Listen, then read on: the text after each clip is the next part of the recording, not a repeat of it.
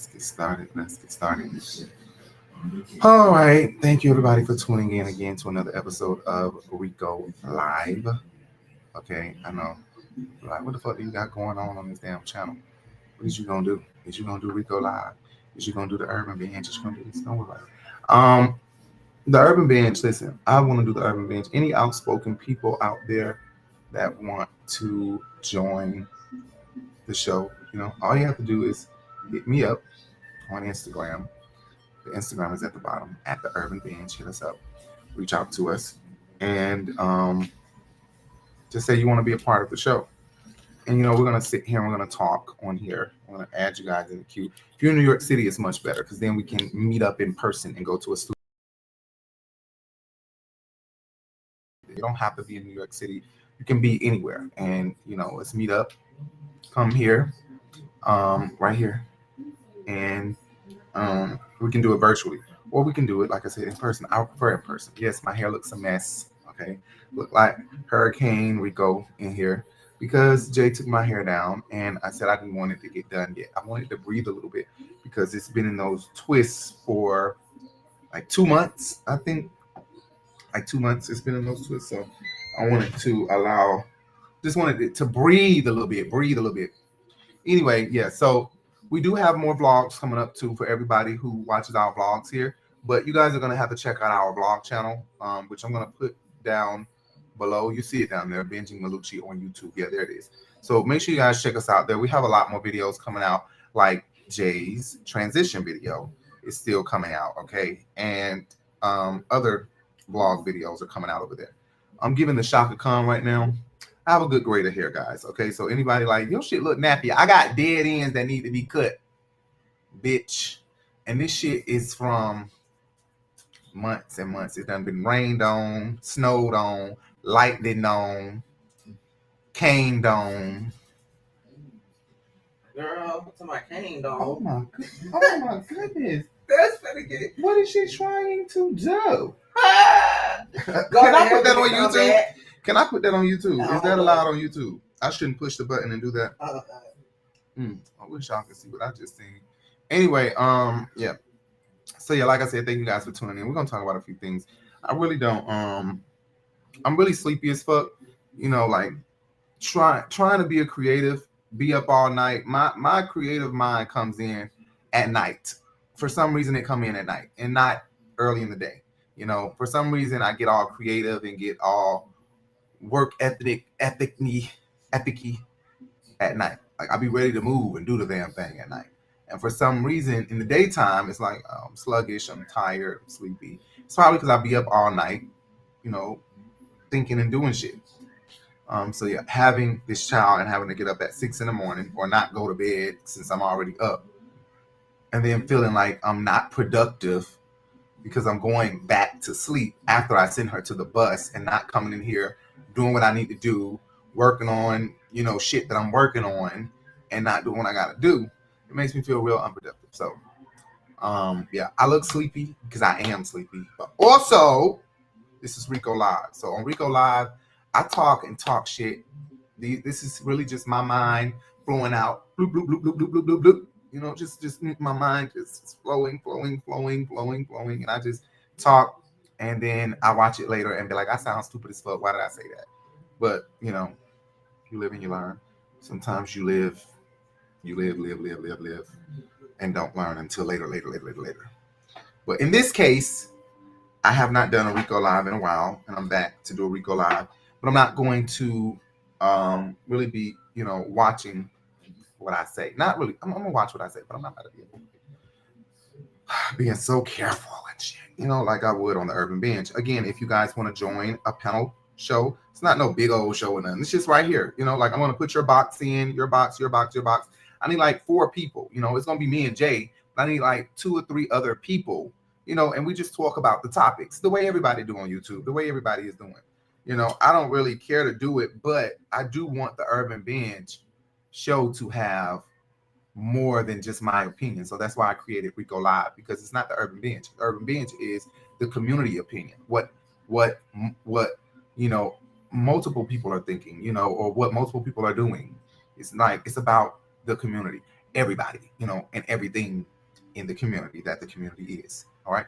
So I created Rico Live so I could talk my shit on my own shit, you know, um, and just spew how I feel. So this is Rico Live. We have the Urban Binge. Make sure you guys go subscribe to the Urban Binge on YouTube. Make sure you guys follow the Urban Binge on Instagram, TikTok, and everything. Please make sure you guys support us at the Urban Binge. And of course, support us here and support the vlog channel as well. Support everything that we are doing. Okay. I also have a a slight adult cartoon coming out. Okay. Yeah, I'm gonna go ahead and say that because it really is coming out. Right. It really is. And it's not really nothing major. It's like a book read cartoon kind of sort of. But I have this story inside of me that I really want to tell. So the only way I would like to tell it in live action, but the only way I can tell it right now and afford to tell it is via cartoon and not real life, because I would have to scout out these locations and pay these people to use these locations over and over and over for this small series that I'm trying to create.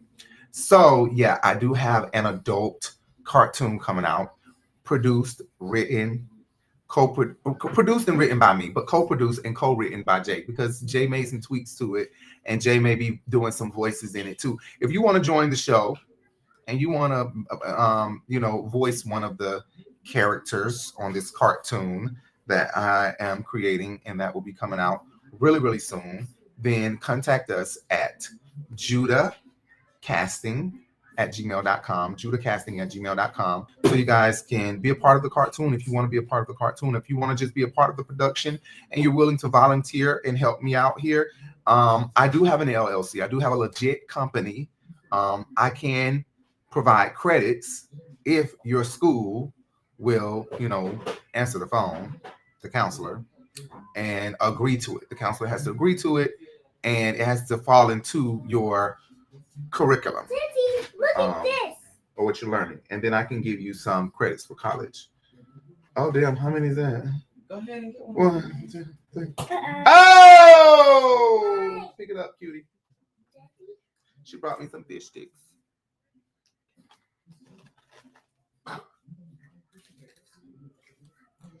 I'll hook one. But look, that's what I'm talking about. She come home and she's sick. Go on over the shit. Thank you. Try that.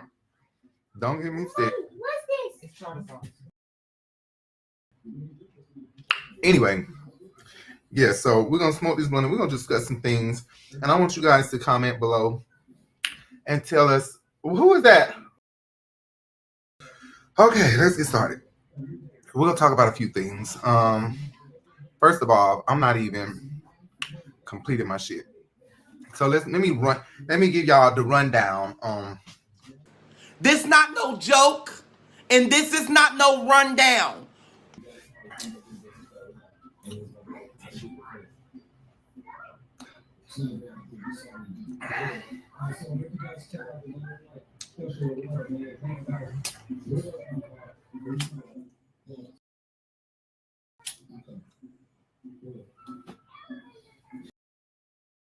Okay, are you gonna come get the blunt? One thing about New York City, you will definitely be hearing a whole bunch of noise every time. Okay, so no matter how I do my videos, what time I decide to do my videos, or none of that, I'm gonna hear a whole bunch of noise always. Okay, so that's what I'm hearing right now. It's a whole bunch of noise.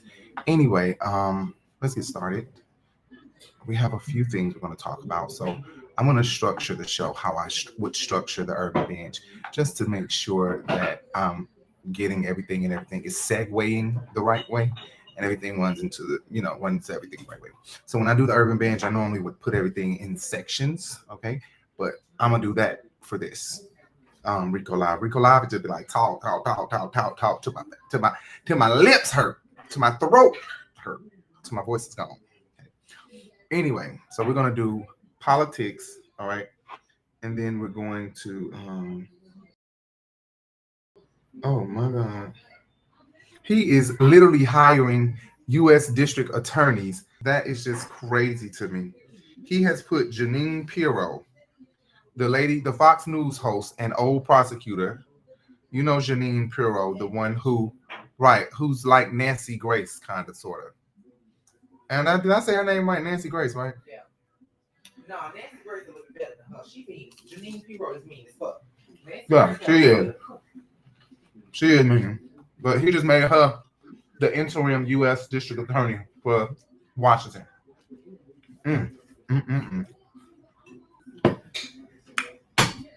Little do he know, she one motherfucker that'll turn on his ass. He got to think straight. He got to think. If they all done talked about you before when you left office the first time, J.D. Vance. I'm a never Trump guy. I never liked him. It makes you think that at a fundamental level, this is sort of a he said, she said, right? And at the end of the day, do you believe Donald Trump, who always tells the truth? Just kidding. Or do you believe that woman on that tape? I cannot stand Trump because I think he's a fraud. Well, I think he's a total fraud that is exploiting these people, who is a total fraud. Like you said, I agree with you on Trump because I don't think that he's the person. I don't think he actually cares about folks. Definitely, there is definitely an element of Donald Trump's support that has its basis in racism or xenophobia. I think there's a chance, if I feel like Trump has a really good chance of winning, that I might have to hold my nose and vote for Hillary Clinton. I think that I'm going to vote third party because I can't stomach Trump. I think that he's noxious and is leading the white working class to a very dark place. Do you believe they're not finna, if shit get down to the wire, that they ain't gonna start snitching and telling everything you done did? Well, they most definitely are. Anyway, so we're gonna do politics, and we're gonna do fashion and celebrity drama and social response. Okay, social responses, and then we'll do Bravo, tea, and final sips. Okay. So first, let's talk about Tyre Nichols. If you know, before I discussed Tyre Nichols before, and the blunt is on you. We discussed Tyre Nichols before. If you haven't seen me discuss Tyre Nichols,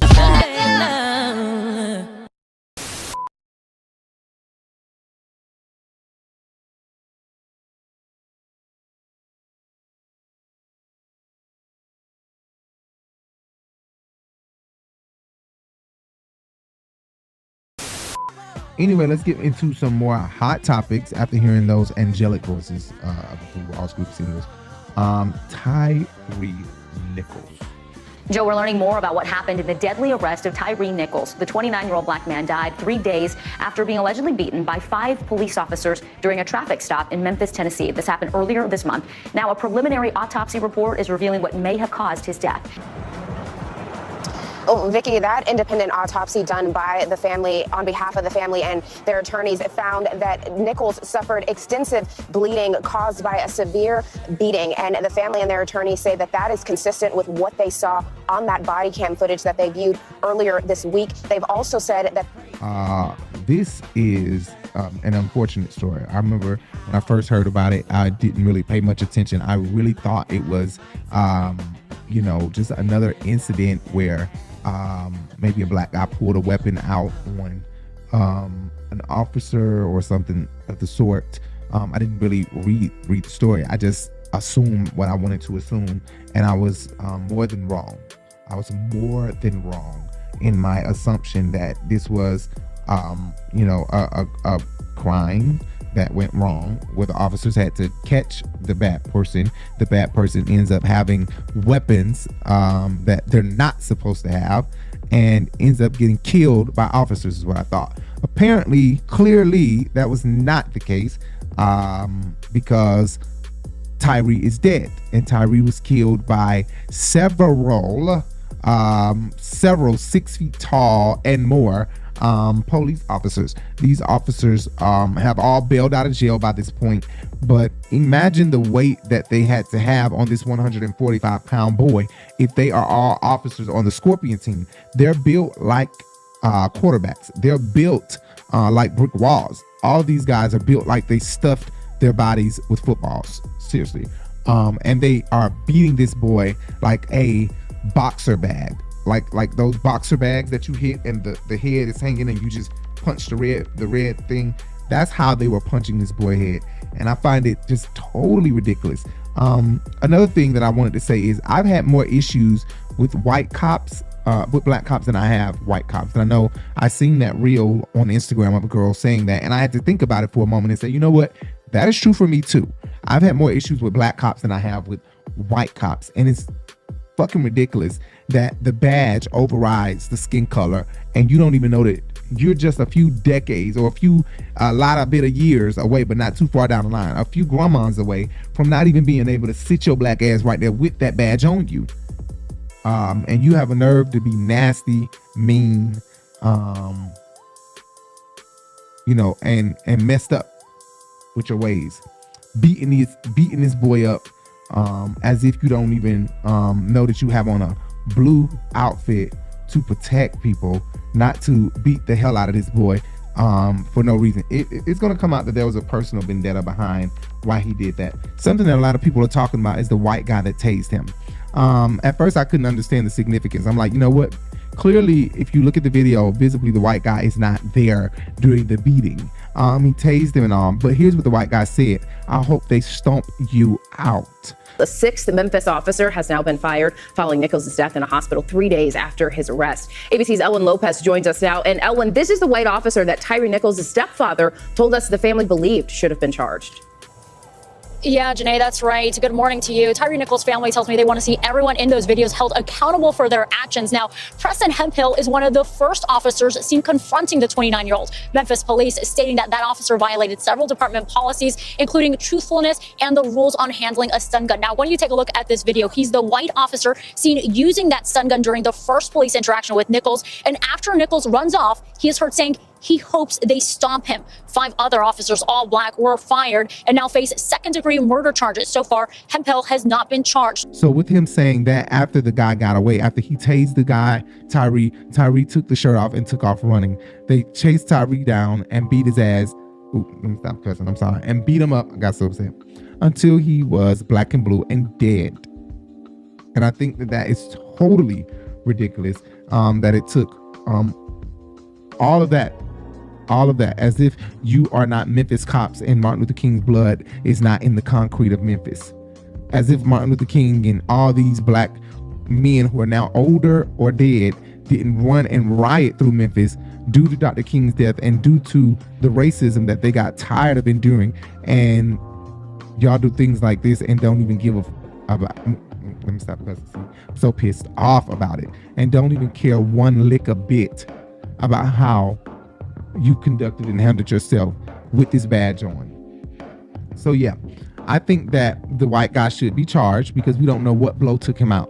It could have been a combination of beatings, and although the taser, I would feel like, is a right method, you didn't want him to use a gun, but the taser is a proper method to use to make this person stop. And so I didn't really find the white man had done anything wrong until I heard him say, I hope they stump you out, or I hope they stump him out.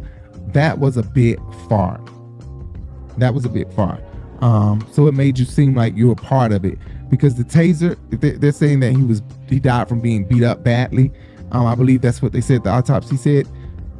Then that would probably mean that everybody who touched him in this whole ordeal, even the taser, would probably have to be charged or looked at like, did you kill this boy on purpose?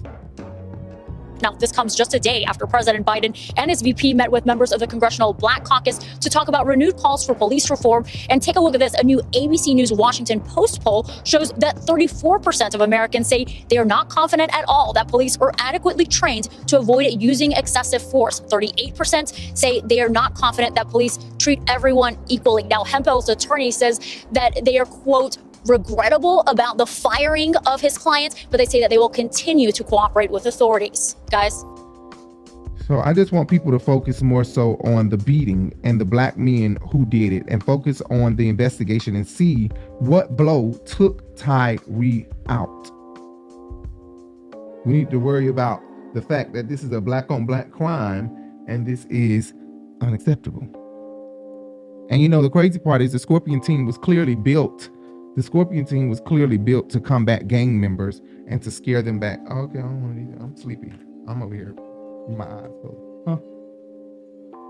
The Scorpion team was created to go into the hood, where the hood is, and kind of combat the craziness there in the hood, and they succeeded, because a lot of people are saying that they've been abused, they've been ran up on, and this is what these men are known for: hopping out the car, jump. And you know what, I'm not going to be surprised if the Scorpion team is the same team that snatched these boys out of this car in Atlanta, because the chief of police in Memphis was the chief of police in Atlanta. She created the Scorpion team in Atlanta and moved to Memphis and got on their team of policing, became chief of police there, and brought the Scorpion team there. So I would not be surprised if the Scorpion team, if I'm not mistaken, I believe the Scorpion team is a team that was out for the curfew in Atlanta when the George Floyd protest was going on, and they snatched the girl and the boy out of the car on live television. This incident happened near one of the main entrances of Centennial Olympic Park during a demonstration protesting brutal treatment by police.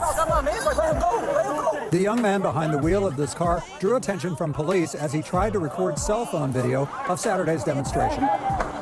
He slowly drove off. But Officer Ivory Streeter's body cam video shows Streeter chasing the car.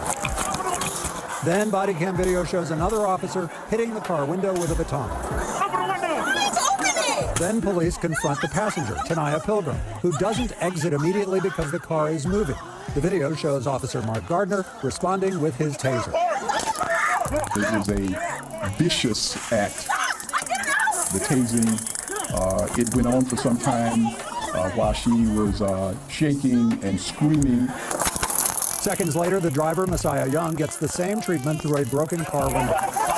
He's later thrown to the asphalt, breaking his wrist and opening a gash requiring 21 stitches, according to Fulton DA Paul Howard. And no firearm was ever located in the vehicle. Howard says his office is charging 4 police officers, Lonnie Hood, Willie Sauls, Ivory Streeter, and Mark Gardner, with felony aggravated assault and other charges. Officers Armand Jones and Roland Cloud face lesser charges in the same incident. I feel a little safer now that these monsters are off of the street and no longer able to terrorize anyone else from this point on. I hope every police officer who thinks it's okay to drag someone, beat someone, do all this stuff because they're cops, I hope they're all gonna be held accountable as well. And be safe, everyone, please. Tased him, abused them, manhandled them aggressively for no reason as they are in their car driving home. I mean, literally, they can't be driving home, and it doesn't matter. The streets, you can't expect everybody to be inside. What are you going to do, lock me up for it? Well, all those men lost their jobs, but they were all reinstated their jobs. So with them being reinstated their jobs, people have this phobia that, officers are just going to be reinstated their jobs. They do stuff like this, they'll be reinstated. Somehow the government or their attorney is going to holler about PTSD or what possibly it could be that would have made them go this route. I don't think there's absolutely no explanation as to why they would have beat the life out of this boy. Okay, there's no other word to say but they beat the life out of him, because those are facts. They beat the life out of him and disregarded his badly bruised and battered body. Completely disregarded it. Another thing that I wanted to say is watching this boy get beat up by this pack of hyenas was like watching them kill another hyena. It was like watching them kill their brother. It literally was. And it's not that same feeling in your heart and in your stomach, like, watching a white man hurt your brother. It's like, okay, it's hurtful, but it's a different kind of hurt watching these black men beat up this little skinny black boy, and then there are black men who's supposed to be at least on our side in this situation. See, almost because this situation really pisses me off. You would think that they would want to lose their jobs for breaking the rules on behalf of black people, rather than lose your job because you beat up a black person and you're black. I think that when they put on this blue suit, they forget the color they skin. It's completely out of the window. So all this Black Lives Matter stuff don't be mattering to them. You know why? Because who stops an officer when they knock these people to the ground and they body slam these girls, or they push these old folks to the ground, or whatever, have the horse knock them over and shit? What black officer do you know, or have we ever seen on camera? Okay, well, we have seen that one officer, that lady who sent them officers home for excessive force. on the spot, completely sent them home, and then she ended up getting in trouble for doing that or for embarrassing them, and then they ended up fixing the whole situation. And we begin in Fort Lauderdale, where a police officer is off the job tonight after he's caught on video shoving a woman who was on the ground yesterday. Disturbing images of a police officer appearing to shove a kneeling protester, and this.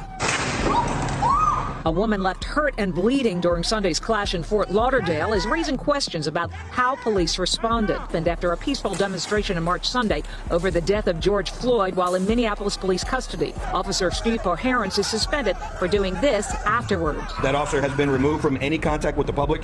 He is relieved from duty, basically, while this matter is investigated. At the same time, Officer Crystal Smith is being credited for calling out Coherence after he's seen pushing that protester. That's what our job is to do, is to intervene and return peace to whatever environment is going on. So I do remember that. I'll give her that. But it doesn't happen too often. It should happen so often, because then when it happens so often that another officer is correcting another officer or putting another officer under arrest for breaking the law, while you're on duty, you're under arrest because you just broke the law in my face, then nobody's going to correct themselves. You're going to continue to have two officers riding together. One got an evil heart and the other one is going to turn evil because she too scared to tell this one to stop using excessive force. Somebody got to break the cycle. When one break the cycle, the next one, then in the police force, they'll feel like I can't do wrong, or my partner is going to be the one to stop me, because it's common that officers arrest other officers or ticket other officers, but it's not common. It's not common. I'm your coworker. We work together. We buddies. Shoot. We warming up our plate together in the lunch room. You know what I'm saying? And we bumping butts with each other all the time. So I get it. It's hard to not befriend your coworker and say, I'm gonna arrest you when I see you breaking the law, or I'm gonna give you a ticket when you're breaking the law. Hell, my mama is an officer, and every time she show her badge, they don't give her a ticket. They let her off the hook. No guns allowed in the church. She showed a badge. Okay, go ahead. She got a gun in the church. No guns allowed in the concert hall. She show her badge. Okay, she get to go ahead and go. And that's just what they do. Instead of holding other officers accountable, like, you know what? No, you can't. There's a rule here, and I just can't let you do it. I'm the only officer here permitted to have this gun in this building. Period. But no, other officers are not going to hold other officers accountable, and that's why we're going to keep running into this roadblock like this. We're going to discuss that more. Thank you guys again for tuning in. I want to talk a little bit more about Tyre Nichols' mom. Tyre Nichols' mom said she was not there to help her son as he screamed out to her. I want to play this interview and what Tyre mom said to Don Lemons on CNN, how, she was just heartbroken that, to hear that her son was calling out for her. Although she's not watched the video, she was heartbroken to hear that her son had called out for her, was calling out for her, and she was unable to be there for him, to help him, which really totally just, broke her heart and took her to another level, which I completely 100% understand. You not being there to help your son, but knowing he was screaming for you to help him, and you could not hear him. He was too many miles away. That's so unfortunate. He took off running in hopes to make it to his mom home. But let's play Tyre's mom interview, which had me bawling, crying. Listen to what she had to say if you haven't heard it. To know that their child was calling them in their need, and I wasn't there for him. Do you know how I feel right now? Because I wasn't there for my son. I was telling someone that I had this really bad pain in my stomach earlier, not knowing what had happened. But once I found out what happened, that was my son's pain that I was feeling. And I didn't even know. But for me to find out that my son was calling my name, and I was only feet away, did not even hear him. You have no clue how I feel right now. No clue. It's funny. He always said he was going to be famous one day. I didn't know this is what he meant, but we want justice for my son. Justice for my son. Justice for Tyrese. Justice for Tyrese. Justice for Tyrese. Justice for Tyrese. And you know what? And this is so sad. And I'm not surprised that she hasn't listened to it. I wouldn't be able to watch it. It would probably pull an anger out of me that I've never experienced or never thought I had inside of me. So I can completely understand her suppressing that by not wanting to watch that video. Although I know one day before she dies, she probably will watch the video, or she may pass on in life and never watch that video. It's so unfortunate that she had to face this, and this is something I was talking about before on my Rico Live stream. I really want us to be careful of what we allow in our spirit. You know what I'm saying? Don't watch all these videos. Hear the remnants, hear the video, hear what happened, protest. But I don't think you want to watch the whole video, because when you watch the whole video, it may pull something out of you unless you know how to control and help yourself. You know what I'm saying? And some people who do know how to control and help themselves just don't want to feel that feeling of anger or that feeling of sadness, deep sadness from watching the video. So I can completely understand people, just not wanting to watch it, not wanting to, hear it or see it at all. And that was something about Tyler Perry. Tyler Perry didn't want it to enter his spirit. You have to watch what you enter your spirit. Don't watch certain things. Don't listen to certain things. Really be cautious about what you are allowing to enter your body, just like food.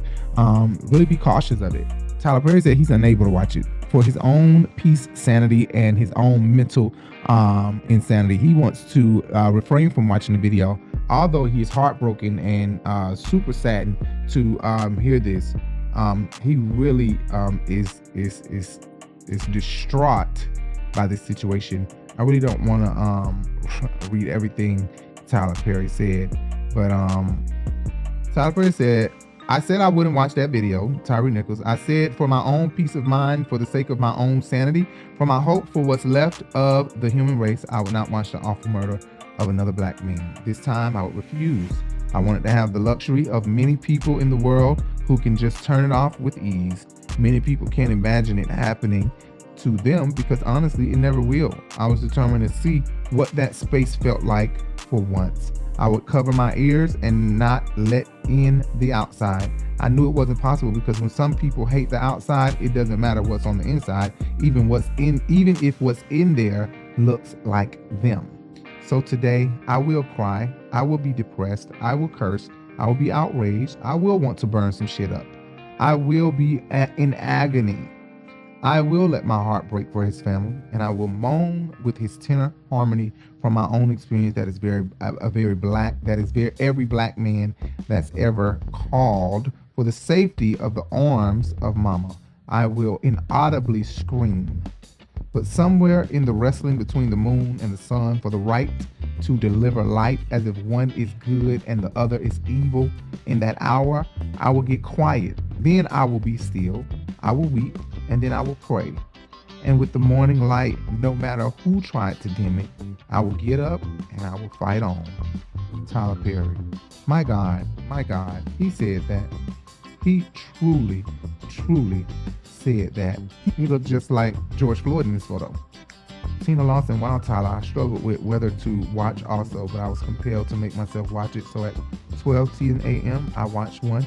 As a result, I have slept very little. I've been gripped with sadness and pain. His beautiful, gracious mother feeling sorry for the emotional damage. Men that could be so cold and abusive to do this to her son. Tyree having hope that his mother would feel his calling for her. Just beyond heartbreaking, there has to be a change in training. There has to be more psychological testing to see if police can handle the authority that comes along with this job. Where was the compassion for another fellow black man? Where was the compassion for another black man? I couldn't watch it, y'all. To be honest, I have not watched it. I've seen a couple of clips from it, but I just can't watch it. Jay wants me to watch it. I can't. There's no way possible I'm gonna be able to conjure up the spirit to be able to watch this. It's so gruesome how they did him just from the few clips that I've seen. There's no way possible I'm gonna be able to stomach or just, oh my God, I would catch a headache. Every time I think about it, I get pissed. I hope they lift the jail up, put them under it, and just drop it on them. I need a load to be on them. I'm talking about, honestly, if the death penalty could be there, they should die, because lucky they get to die quickly. He couldn't die quickly. He died slowly and in pain, okay? And these guys, if they got the death penalty, they're not going to die slowly. They'll eventually get out and be forgiven by God, and they all should be forgiven by us. And this is what I mean by love. We are so far from loving our brother and our sister. God is going to forgive these men and love them even right now in their sorrow, because they're sorrowful right now. And a couple of them are. And God is with them right now. God is with them. God is with them even if they're callous about it. God is with them. He didn't say that when they walk across the street, the bus ain't gonna hit them. He didn't say that. But he is with them. He is with us. And that is unconditionally mad love. That's what that is. Seriously, God loves us unconditionally. And this is just so unfortunate that this happened to him. It breaks my complete heart. And this is another example of how far away we are from loving the way God intended for us to love, and the way the Bible speaks about it. The way they speak about it in the Bible makes it so serious, like a very sacred, real topic, a real thing that is not like what we have made it today. It's literally a common word to just use, wherein then that was a very sacred word, it seemed like, and we are very far from actually performing what it really truly means, the way God intended for us to love. The guys were found not guilty. The guys who those guys were found. It just makes me sick on the stomach, the fact that they were found not guilty. It literally makes me sick on the stomach. And the jury was all white. The jury was an all-white jury, and it just feels like it was like a get back at us. You know what I'm saying? Like, oh, y'all let this motherfucker off, so guess what? We're gonna let this motherfucker off. That's just what it gave. And I don't know if I'm tripping or something, but it absolutely gave that they were trying to play a get back game. Because like shit, y'all did it to us with the OJ shit. I don't know. So here are the three Memphis police officers found not guilty of all state charges in Tyre Nichols' beating to death. Fuck NBC. I don't even know why I just went to NBC's article about it. Yeah, it's that serious for me. Fuck is you talking about? CNN, what we know about Tyre Nichols' fatal beating and the officers involved, updated 19 hours ago. All right, 3 Memphis police officers were acquitted Wednesday of state charges in the fatal beating of Tyre Nichols, concluding a fraught 2 years examination of the brutal encounter that led to a parade of firings, 2 trials, and escalating demands for national police reform. 5 officers face state and federal charges in connection with Nichols' article popped up, as you guys see, in connection with Nichols' death in January 2023, but 2, Desmond Mills Jr. and Emmett Martin, pled guilty and ultimately went on to testify against the 3 officers who maintained their innocence. Damn. So 2 of them, Desmond Mills and Emmett Martin, pled guilty and ultimately went on to testify against the 3 officers who maintained their innocence and were just found not guilty. Damn.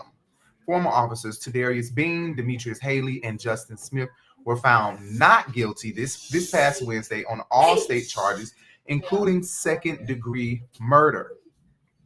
Wow. Though the 3 men still face the possibility of years in prison after being convicted of federal charges last year, they have avoided the harshest charges leveled against them. So wait, what did they get charged? What federal charges did they get charged with last year?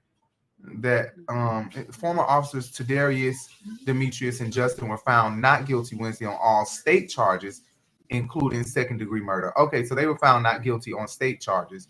Though the 3 men still face the possibility of years in prison after being convicted on federal charges last year, they have avoided the harshest charges leveled against them. Open the door. I didn't ask for it to be. Oh. I needed you. I needed you. I needed you. I'm more than a million.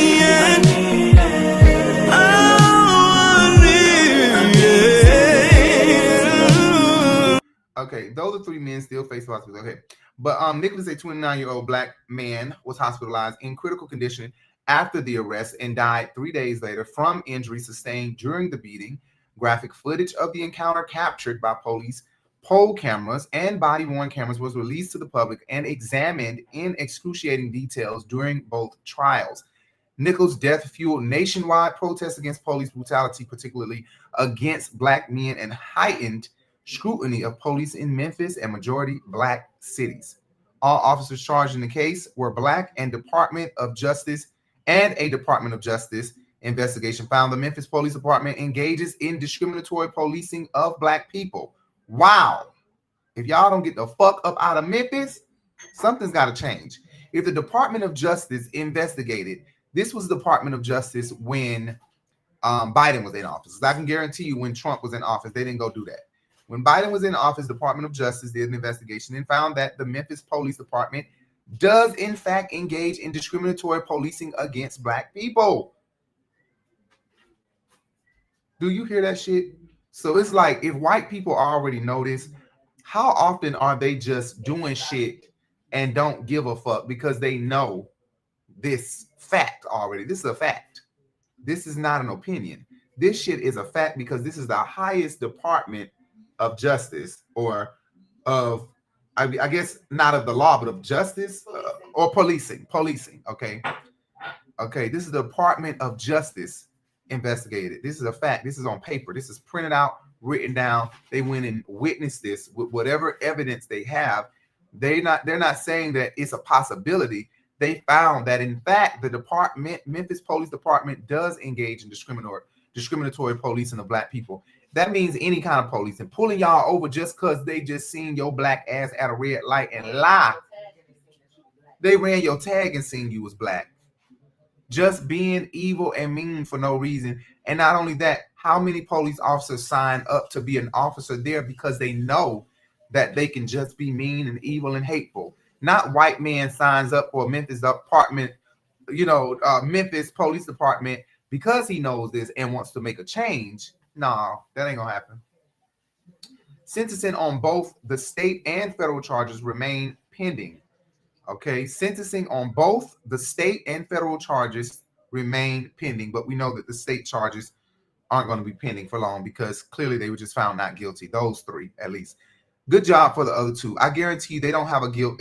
Their guilty conscience is going to be soothed because they sat there and they came to the conclusion that, you know what, we're going to be honest and just get over this and not sit up here and lie. I guarantee you the feelings and the blessings that God has for them is not the same as the other 3. And when they go to sleep at night, they feel totally different. Them 3 that go to sleep at night knowing that they still sitting on this stand telling a damn lie because they scared as fuck to go sit behind the same bars they put those boys in, they don't go to sleep well at night. They're not getting good sleep at night.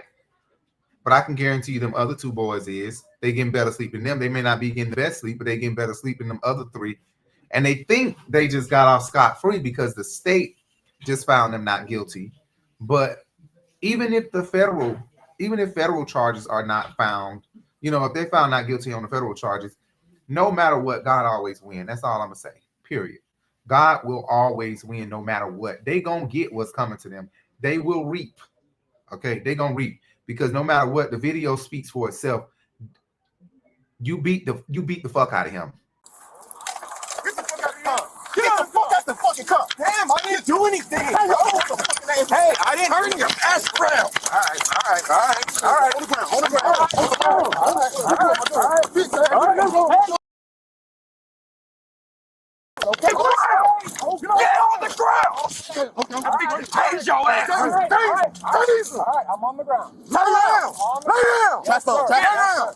Please tase on the ground! I need to tase you! Get on the ground! Lay down! 1, now! I tase him! All right, okay. Turn your bitch ass right back. Break your shit. Okay, dude, damn! Turn the fuck around. Put your fucking hands on your back! Bitch, put your hands behind your back. Okay, stop. I'm gonna knock your ass the fuck out. You guys are really doing a lot right now. Bro, lay down. I'm just trying to go home. Lay down. Man, if you don't lay down, I am on the ground. Put your hands on your stomach. I got you. Okay. Put back up. I'm not doing it.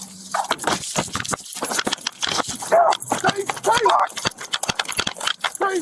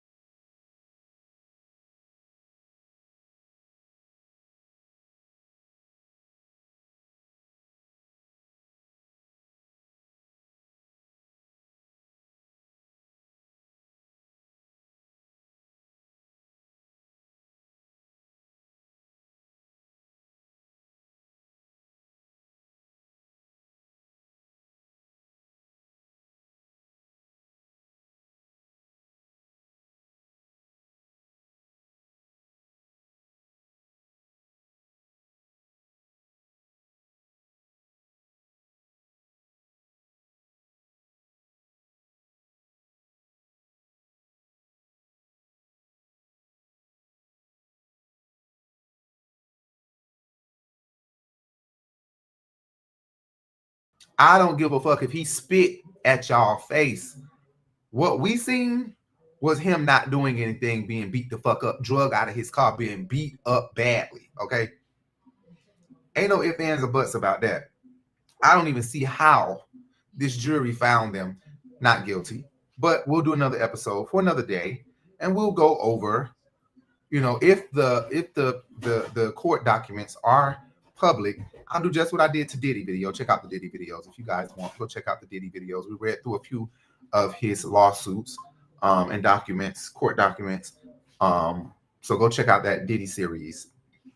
It's actually on this YouTube channel as the Diddy playlist, Diddy series playlist or something. So just check it out. But anyway, yeah, I forgot what I was saying because I'm high. But yeah, I feel bad for this whole situation. Tyre Nichols and his mom, she was distraught outside the courtroom. His brother was distraught. They all couldn't believe it. As you can see, this is the officers. These are the officers. They know what the fuck they did. I think this is his dad. And look at them. Y'all might, they really believe they got off good. When y'all know y'all beat this boy up badly. I hope they go to jail and rot. I do. I hope they go to jail and rot. Look at their ass. And look at her. She's stressed like hell. His father and his mother stressed like hell and cannot believe that they have been found not guilty by an all-white jury. And y'all sit there and take pride in that shit, knowing that the jury is all white. Y'all know the jury all white. Y'all only got off so they could just to spite us. It had nothing to do with y'all black asses. Had everything to do with them trying to spite black people, is what I think. I could be wrong, but that's what I think. I think they wanted to be spiteful. And even if it was two white people that was not in agreement, if you got 7 motherfuckers saying, no, white people, white women especially, they ain't strong-minded. They ain't got no backbone like no black lady. Because a black woman probably would have made that bitch lock up. It would have been a mistrial fucking with a black woman. If we finna sit up here and walk out here and say that these men are not guilty, then this shit finna be locked up and it's finna be a mistrial. Might as well refine some old fucking jury people and get me the fuck up out of here, because that's just what it is. I'm not changing my mind. So maybe there were 2 or 3 people, 1 or 2 people that didn't agree, but were persuaded to agree, because look at our skin. How dare you go against us? We all the same. Come on now, sister. Not sister. I don't know what they say. Caucus. I don't know what the fuck they would say. But I hope it ain't sister, bitch, because you ain't no sister or no brother. And I don't know what the fuck this bald head black man always involved in some shit fuckers. He sure don't seem to be getting much done.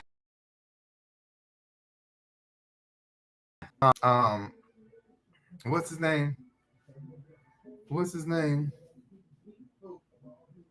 The black man. Somebody looking at this right now saying, his name is, you know, the attorney. Ben Crump.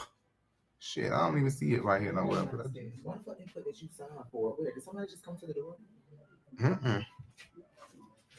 They put I signed for it. Anyway, let's move on.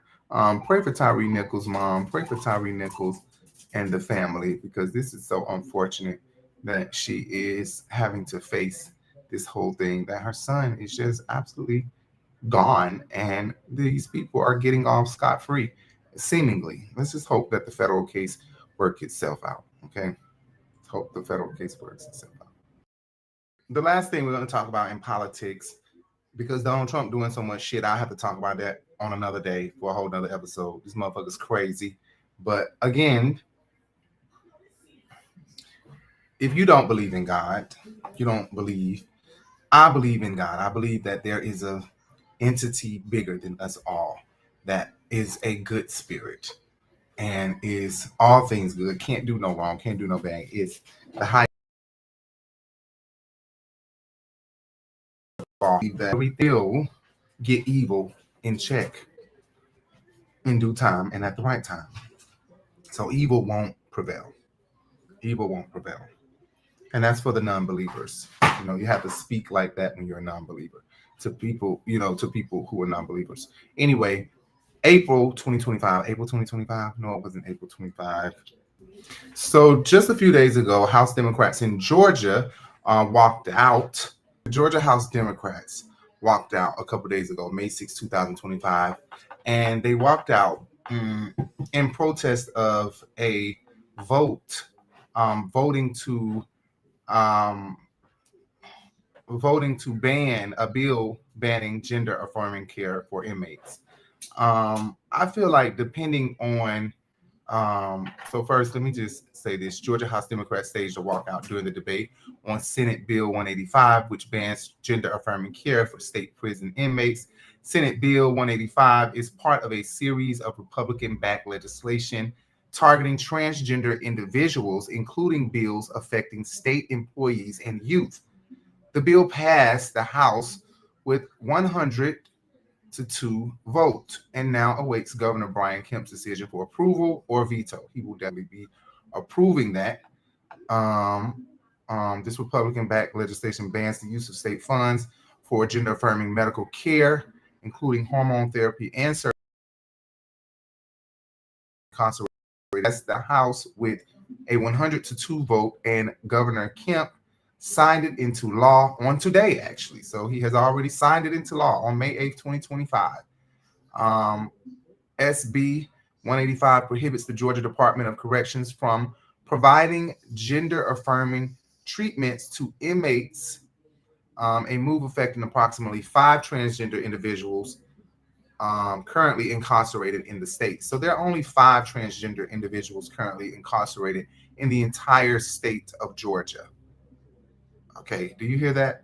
There are only 5 transgender individuals that this affects in the state of Georgia. Okay, the fact that they took the time, okay, to do this as if either they anticipate more transgenders going to prison or going to jail, like they're getting ready to go target them or something, or they just are that evil that they just, you guys have no, y'all took time to vote to cancel this thing that was just here for 5 motherfuckers in this entire whole big ass state. Only 5 motherfuckers is using this shit, and y'all took the time for over 100. What did it say? 100 people, 102 people took the time to vote on this. It's just totally ridiculous. Honestly, I don't think they should get services while in there if you aren't at a certain point. Okay. If you are at a certain point of your transition, you should continue receiving them. If you are not, like if you go in there and you look like this, like a boy, and you don't already have boobs, you don't already have the things, then you should not have it. Because there are guys in there that are saying, I want to start, you know, I want to start just to be doing some shit. I'm bored. I think I'm gay. I think I want to be a girl. And a lot of them get out like that. I've seen so many memes on Facebook and stuff where he went in as a guy, he got out as a girl. You know what I'm saying? And that has happened. Anybody from the hood of the ATL of Miami, Florida, probably LA, probably New York City, but I know for sure Atlanta, Miami, probably Texas, probably Mississippi.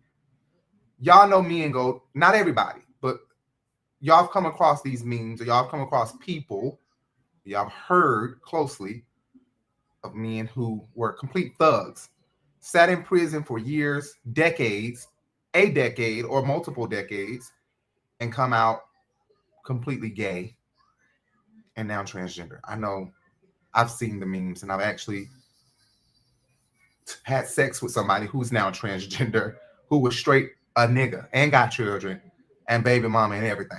Trans. I said trans. Trans. Mm-hmm. Trans. Trance. Trans. There ain't no Like, C. I know it's not a C, Miss Bear, but the way you pronouncing it is. But anyway, yeah, that was my thoughts about the whole walk out of the Democrats. Okay, anyway, let's move on to something else. You don't want to get up and help me with a motherfucking thing. I was just kidding. That's not true. Jay does help me with a lot of shit. Okay. Jay is the executive second of everything done. Well, not of this sex podcast. Okay, coming up. Jay will be, all I will be doing is following the rules of Jay. Okay. So if shit don't go well over there at that podcast, guys, it ain't my fault. But make sure you guys stay tuned, because Jay's Sex Podcast is coming and it's going to be good. We're going to have some guests. We're already lining up the guests. Okay. Okay. It's going to be good. It's going to be good. And you know what? I noticed that we've been saying this for so long that other transgenders have come out with podcasts.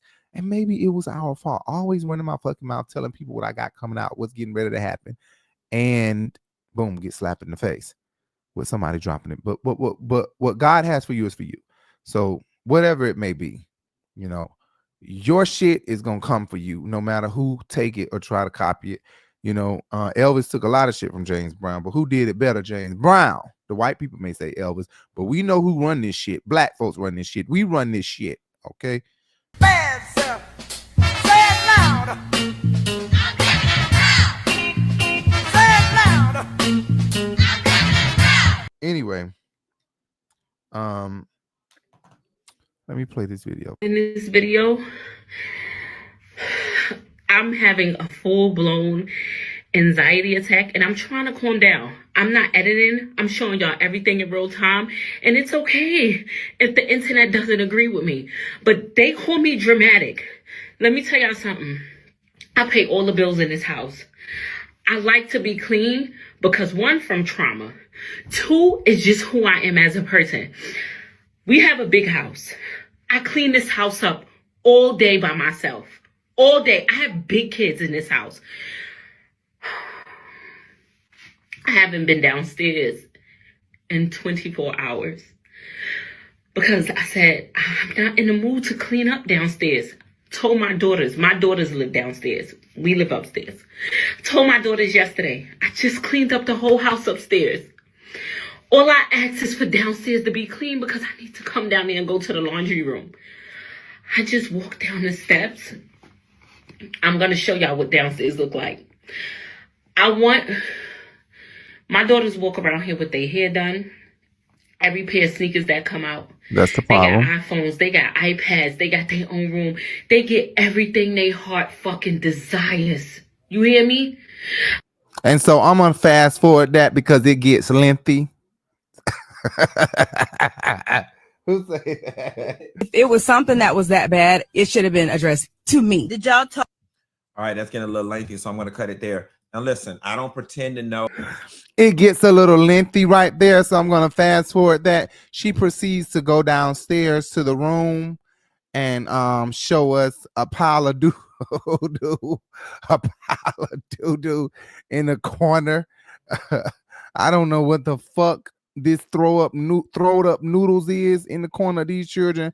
room, but it looked like What is this? somebody. What is this? Looked like somebody was pregnant and terminated their pregnancy, and in doing that they threw up the noodles or the Jamaican curry.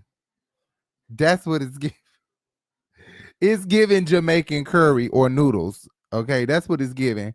But I think that is totally fucking ridiculous, and that shit just made me sick looking at that shit. That shit made. Oh, how old is these fucking little girls, ma'am? How old is your girls? How old is your girls? Because they need their ass whooped. This shit is nasty. Do you see this shit? This yellow crusty ass shit. This shit ain't wet. This shit is dry. It's crusty. And she finna get on her knees. And she like, I know people keep telling me, don't worry about it. Fuck that shit. Don't even look at it. Let them do it. Whatever. But I can't take it. Girl, I wouldn't be able to either. Like, I find that just sick. But when I seen it, it was just like, ew. I don't even know what they shouldn't go any fucking where. Bitch, they wouldn't even go to school. They're not going to school my mama didn't play that shit. We wouldn't even go to if my mama got home from work and she look at this house and this house look a fucking mess. And we think we finna get up and go to school in the morning. It ain't fucking happening. We will be at home doing the most deepest of cleaning that is unnecessary. And don't let her have to leave and come back and we sleep. We done fell off to sleep or some shit. Oh no, it's really ass whooping. Okay. Oh yes, she making us wipe down the walls and shit. My mama gets very mad and spiteful. Okay, so it's time to wipe down the walls and put the spray inside, the foam stuff inside the stove. Turn the stove on all the way up on high. Everybody's eyes burning and shit. Open the windows all the way to the max. All the way to the top. We had a faulty window. You let that bitch up, it fall out. Bloom. Once it got up to the top, I guess it opened up too much and ended up falling forward. And with that, my hair is laid like welfare. this is. Look at this. Look at this. How do you and just, it's not even that bad. You don't even the get bad part yourself is this together. yucky You ass, get yourself nasty ass together. shit Look over at here on the this. fucking So you floor. That's the literally fucking eat bad part. food This and you put it nasty in ass the shit over trash. here. Oh, it gets worse. And these fucking Look at this, plates my and son. shit everywhere. You That's sit your fucking food nasty. here like Bowls it's a and cousins, y'all are garbage. girls. Bags and bags Trash. of fucking garbage. She said they won't even. She put trash. She left the can there and was waiting on them to see if they're gonna put. 3 days they ain't put no bag in the damn trash. She don't walk past the can. 3 days they ain't put no trash. They were just dropping the trash on top of the damn dustpan. That's a shame. All the trash on top of the dustpan. Clothes. She still got down here on her This knees one and room. cleaned it the fuck up because she said she couldn't Allow help me to it. close my eyes with my house looking like this. Right. She Even can't go if to it's out sleep. of sight, She it's got not out of left when off I have work to be today. mean to these children because They that's say not out of how sight, I out of parent. mind. It's You think not it's who out of I am. sight. You know It's how not many out of kids are out sight. here praying Not for who a I am. You home see, with she had to to screw up these that shit up. children No, look at because that. that's not how She I had to parent. screw up It's that. Look not how who hard I she am. got to It wipe. She had to put mentally her muscle in hurts that. me when I She have had to to be put mean her to these children forearm up. because that's Look, not how I parent. real It's not good. who She I had to am. You know dig how in many that. kids are out here That praying shit for is fucking nasty. And they and you need your ass whooped because they walk around with their nails done, their hair done, new shoes, new clothes, all that shit. Girl, big ass house. Y'all stay in a big ass house with? Girl, the TV would be gone because it's my rules, my house, my rules. Either get the fuck out and find your own way, or you got to do this my way. And my way is not that hard. Okay, my way is clean up this goddamn room because you don't lost your mind. And I think we forget that we were partially like that, but I don't know. I was neat. I couldn't stand it being dirty and sleeping in a room with my brother. I begged my mama for my own room growing up. Like I really wanted my own room, but we lived in a 2-bedroom. So my sister slept with my mom growing up until she got older. But she slept with my mom, and me and my brother slept in the same room on bunk beds that ended up getting separated from on top of each other to his over here and mine over here, like L shape, and that was just horrible because my brother was chunky, and along with chunky comes lazy. Now, not everybody, but most people, chunky comes lazy. Lazy comes nastiness. Okay. And that's my brother. That was him then. I'm not gonna speak for him now. let my mama and his girlfriend and himself speak for him. But back then, I wanted my own room because of that. All right. Love you, Poppy. Anyway, let's move on to the next topic. I am sleepy. I am fucked up. Okay. What did you get me? Where's my shit at? This is what Jay got me. Okay. I don't drink much, but this is what I have. Okay. And that's how much I've drank. But I'm mostly sleepy and I'm a lightweight. Anyway. Featherlight, Jay said. Featherlight. All right. Fashion and shade, the Met Gala, and the meaning of dandyism. Okay. So we're going to play this video so that you guys can grasp what dandyism is for the people that did not see this video. And I just love it. I absolutely love it. I absolutely love it. But I'm going to tell you after this video plays what my issue was with this whole thing. Okay. So what is a black dandy? Fashion and dress have been used in a contest of power and aesthetics for black people from the time of enslavement to today. And dandyism has often been used by individuals to manipulate the relationship between clothing, identity, and power. Style and its role in forming black identities in the Atlantic diaspora is at the heart of the show. Historically, the term dandy was used to describe someone, often a man, who was extremely devoted to aesthetics and approached it as a lifestyle. Dandyism has been used to think positively about black people, their ambitions and aspirations, and negatively about those very same aspirations. It was imposed on black men in Europe during the 1700s as the Atlantic slave trade created a trend in fashionably dressed or dandified servants. Free and enslaved black people came to understand the power of clothing and style in signaling hierarchies of race, class, and gender. Over time, dandyism gave black men and women an opportunity to use clothing, gesture, irony, and wit to transform their identities and imagine new ways of embodying political and social possibilities. The exhibition explores how the history of black dandyism illustrates the transformation from being enslaved and stylized as luxury items, acquired like any other signifier of wealth and status, to autonomous, self-fashioning individuals who are global trendsetters. You can expect to see historical and contemporary garments and accessories, alongside drawings and prints, paintings, photographs, and more that have been instrumental to the formation and understanding of black identities and experiences during this time. All right, let's move on. So that was all awesome, and I love the history behind all of it and all of that and all of that. But like Funky Dineva says, and sometimes it's so hard because you know what? When you don't want to agree with somebody, because you be like, Funky, why you hating? Why you saying that right now? But it end up coming out like, damn, you think about it like, God damn, this motherfucker telling the truth. And that's been Funky's brand. He says things that a lot of people either sway away from thinking, wanting to think, and just flat out the truth. Hard truth. Okay. And here's what Funky Dineva had to say. Okay. Met Gala tea. Yeah, y'all know I love me some of the Met Ball Gala tea. And we finna get into it. And we ain't finna get deep into it because I didn't even know the Met Ball Gala tea had went down this weekend, y'all. But down to the New York, the Met Ball Gala tea went down and the people raised $31 million, the most ever in the 77-year history. This year's Met Gala raised an unprecedented $31 million, making it the most successful fundraiser in the Met's history. Individual tickets reportedly cost $75,000, while tables started at $350,000. For the first time in the Gala's 77-year run, the Costume Institute's annual exhibition centered entirely on Black culture and fashion, spotlighting the legacy of Black menswear over 300 years of Black dandyism. Now listen, I am not one of those people who want to deflate and let the air out of the sails of a situation. So I'm going to dig a little beyond the surface with this story. And I'm just going to go ahead and say this out loud. I don't trust white institutions in this day and time. I don't. I just don't trust white institutions. And I really don't trust white institutions that gate kept for so long. And then all of a sudden they're like, hey, Black people, y'all come on and play. Okay. Like, yeah, on the surface, this looks great. On the surface, this looks great. But I have to ask, was this done intentionally for this purpose? Like, did they really give us something from a place of celebration, or were we used?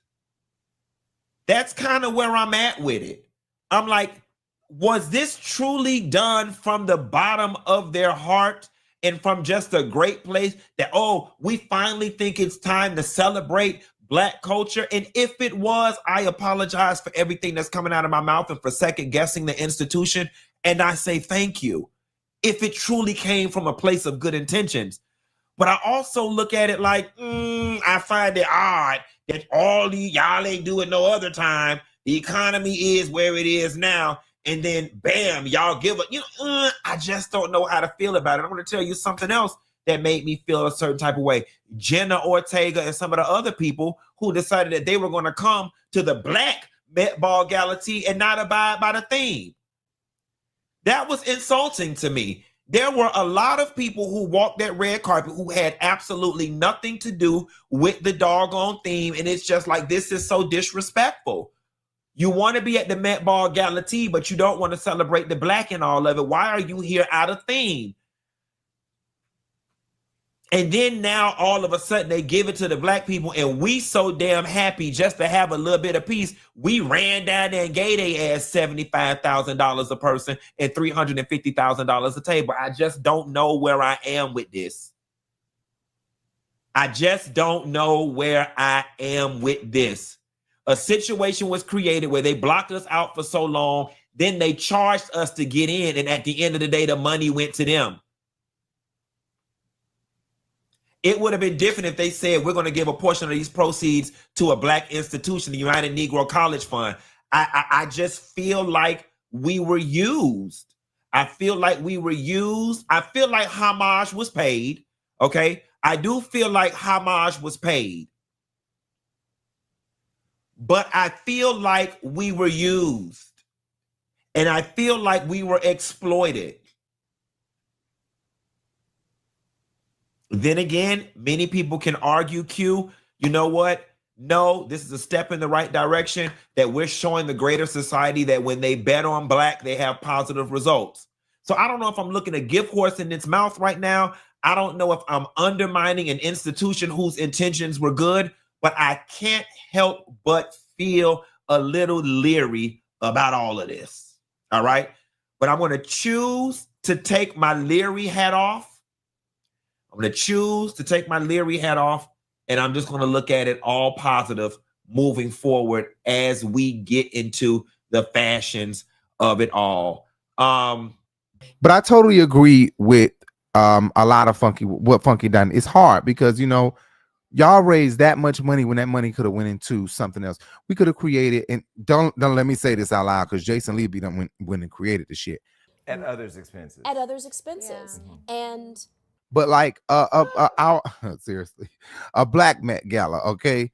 Like seriously, we could have already created our own, and we do everything or almost similar as what she does, and the money goes to underserved communities. So every year a new community will receive these payments. But I think that's too boring for y'all. I really think that's a little bit too boring for them.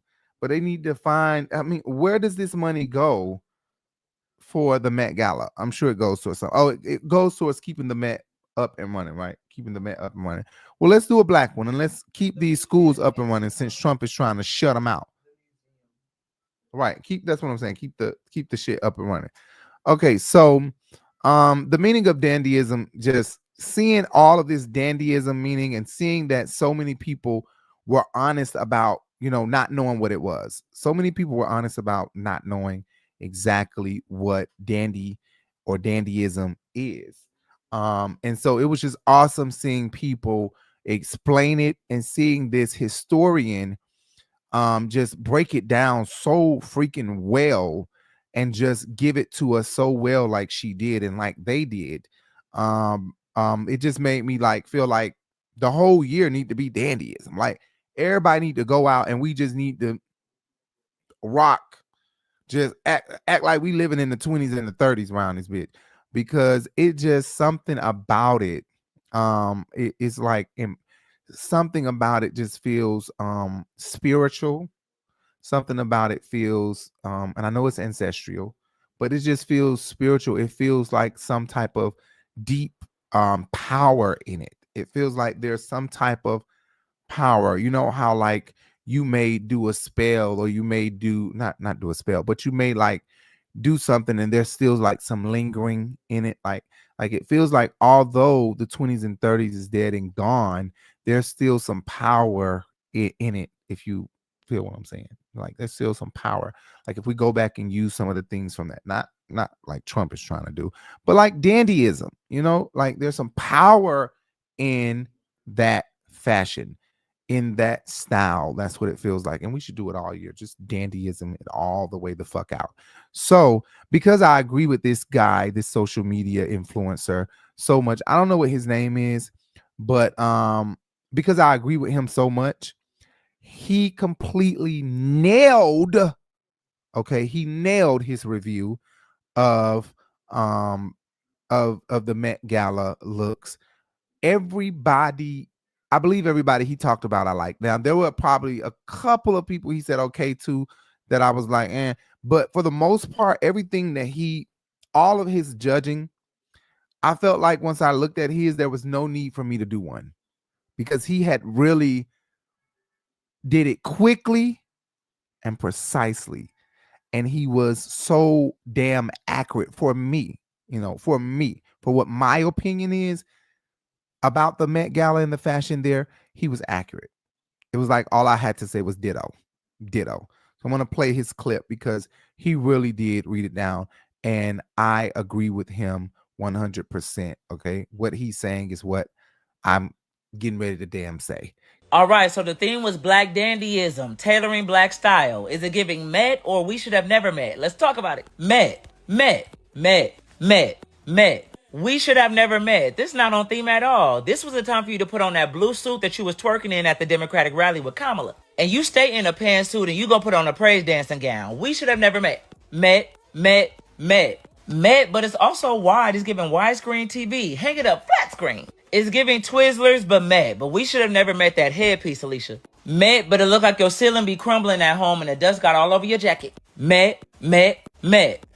Smarties candy bracelet, but Met, you got your act together, sister. Okay, Whoopi? Met for the outfit, but we should have never met that wig. Ain't your daddy Thanos? Snap it away. We should have never met the cat in the hat. Put the cat away. Meow. It's giving quinceañera. We should have never met. We should have never met. Gail, where you buy this at? In space? Let me find out the aliens got boutiques. Oprah, come get Gail, please. Met. And didn't Katy Perry go to space with Gail? Why you didn't go to the boutique she went to in space? Met. The pocket watch is 8. Met. But I expected more from Cardi. I'm not gonna lie. It's the same with Zendaya. Like, this isn't terrible, but I expected way more from her because she usually be up here. So we should have never met. It's giving me Jeepers Creepers, but Met. I like it. It's giving drive-through car wash. We should have never met, Vera Wang. Never. Met. And I'm not gonna lie, your wife low-key ate you up, Usher. Met. The blazer is made out of pearls. The whole thing. That's hard. Met. But I low-key wish she had darker hair. I don't know. Met. We should have never met because we always meet you like this on your show. You must got work after this. We should have never met. Maybe in a different color, but it's giving Los Angeles Lakers, R.I.P. Kobe. Met. Come on, Angel. Met. She's literally wearing a tie. Like, that's a tie dress. That's hard. Met. But I don't think you needed the cutouts. I feel like the dress would have been cute altogether, but it's still cool. Met. And Rihanna pregnant again. ASAP can't get enough. Get off of her. And here go the impregnator right here. Your new name is ASAP Rocks Off. Get your rocks off. But it's giving fancy security guard. Here's the other impregnator 3000. He'll get Sierra pregnant by just breathing on her, but Met. But I'm not gonna lie, I expected more. Met, but the trash bag is confusing me. Met. Come on, Cookie Lion. Met. Her dress is literally made out of rulers, and the theme is tailoring. That's hard.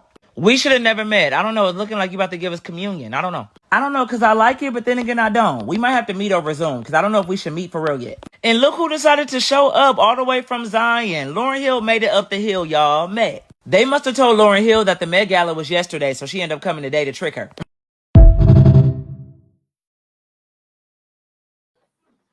Yeah, baby, go to sleep. Did she eat her food? Yeah, she ate it. What she ate for dinner? Oh, fish sticks or something. I ain't get no hug or nothing. Good night, nothing. Come here. Damn. Come here. So yeah, his whole everything he was saying is absolutely, yeah, she probably is absolutely 100% facts. I agree with him. Hey, you, if you don't mind coming onto the Urban Binge, hey, let's come on to the Urban Binge so we can discuss some things. Good night. You hate to go to bed? Go. Anyway, yeah, I would love for him to be on our show. I would love for him to come on the Urban Bench, at least an episode, and let's discuss some hot topics. Just discuss some hot topics, chat, gossip a little bit right here live. Anyway, yeah, I think he did an awesome job, and I think everybody who explained the whole dandyism, even the lady who explained the Indian guy that came and basically kind of sort of maybe indirectly disrespected Black people or the rules. Kenya Moore. You said black and chic. I figured I would get black and chic for you today. I thought we were wearing black. What are you wearing? You were supposed to be wearing black. No, I didn't get the memo. Come on. It literally said all black. I know she saw that.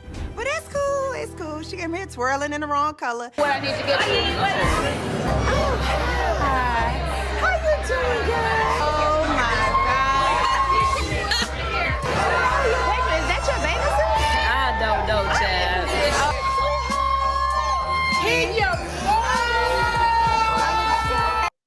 Yeah, so she did a really good job explaining all of what she explained.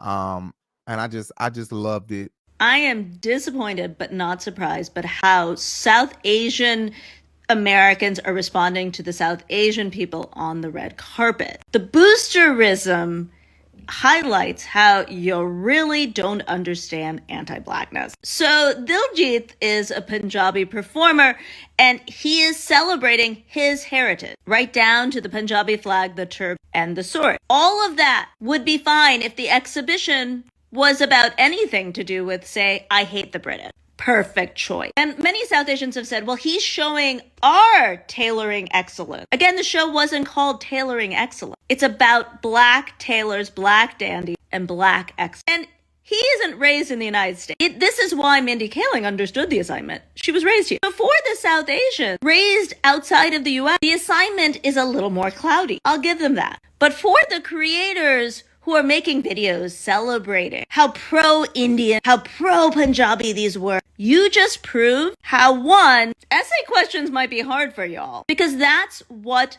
basically the Met Gala is. There was an exhibition and your outfit is the essay that answers the thesis of the exhibition. You say, I understand what this is about and I celebrate it this way. But two, it highlights how you are not going to engage in the Black community and celebrating that no matter what. You would rather focus on ourselves, take every frickin' platform, than share the platform. It's the same attitude that lost the whole country affirmative action. And I just hope more of us understand our anti-Blackness will be our downfall.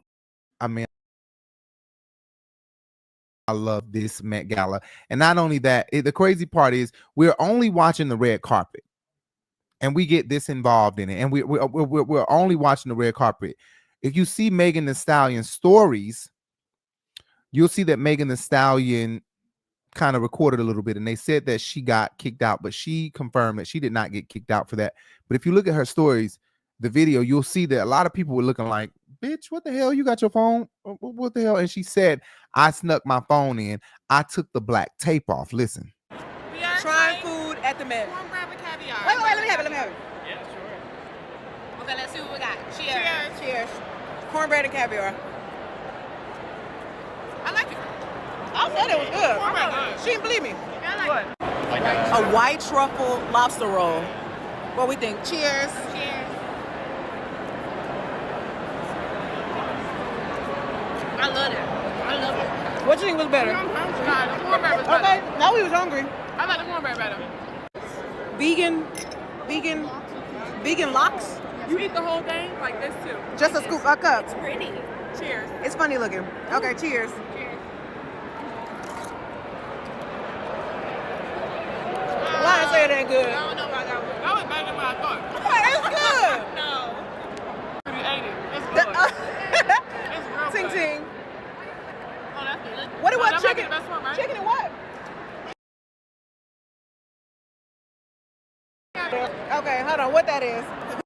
This one was a truffle chopped cheese. We're gonna double this one. We had this twice. This is good. No, don't you keep chewing. No, friend. No. I like that. I like that. What is this one? Curry chicken and Curry. A Jamaican straight from Kingston. Not straight. A little dry, but. Cornbread 3 times. 3 times, babe. We went in 3 times. Okay, we going in for seconds. Lobster number 2. Lobster number 2. Yup. Now we joining in. Oh, hamache? Yes. Okay. I don't know what that is, but I'll try. It's a curry, carrots, Hamache. Oh, I'm scared, Angel. And then she was like a lot to put in. Hold on, I'm scared. I'm trying to see how I'm holding my phone, bitch. You gotta dip it. Like,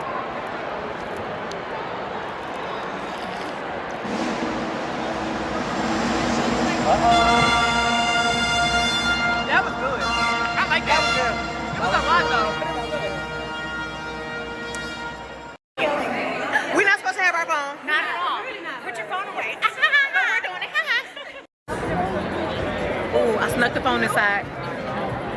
Keys. I snuck my phone. I took the tape off. Oh my god. Okay. Yo, we on a scavenger hunt. Okay, we're back. We're reunited. Here we go. I'm not supposed to have this. Look at how beautiful. Stunning eyebrows. Tea. Angela's always tea. Beautiful, gorgeous. I snuck my phone in. Just kidding. How do you say it, Michael? Swagger. Period.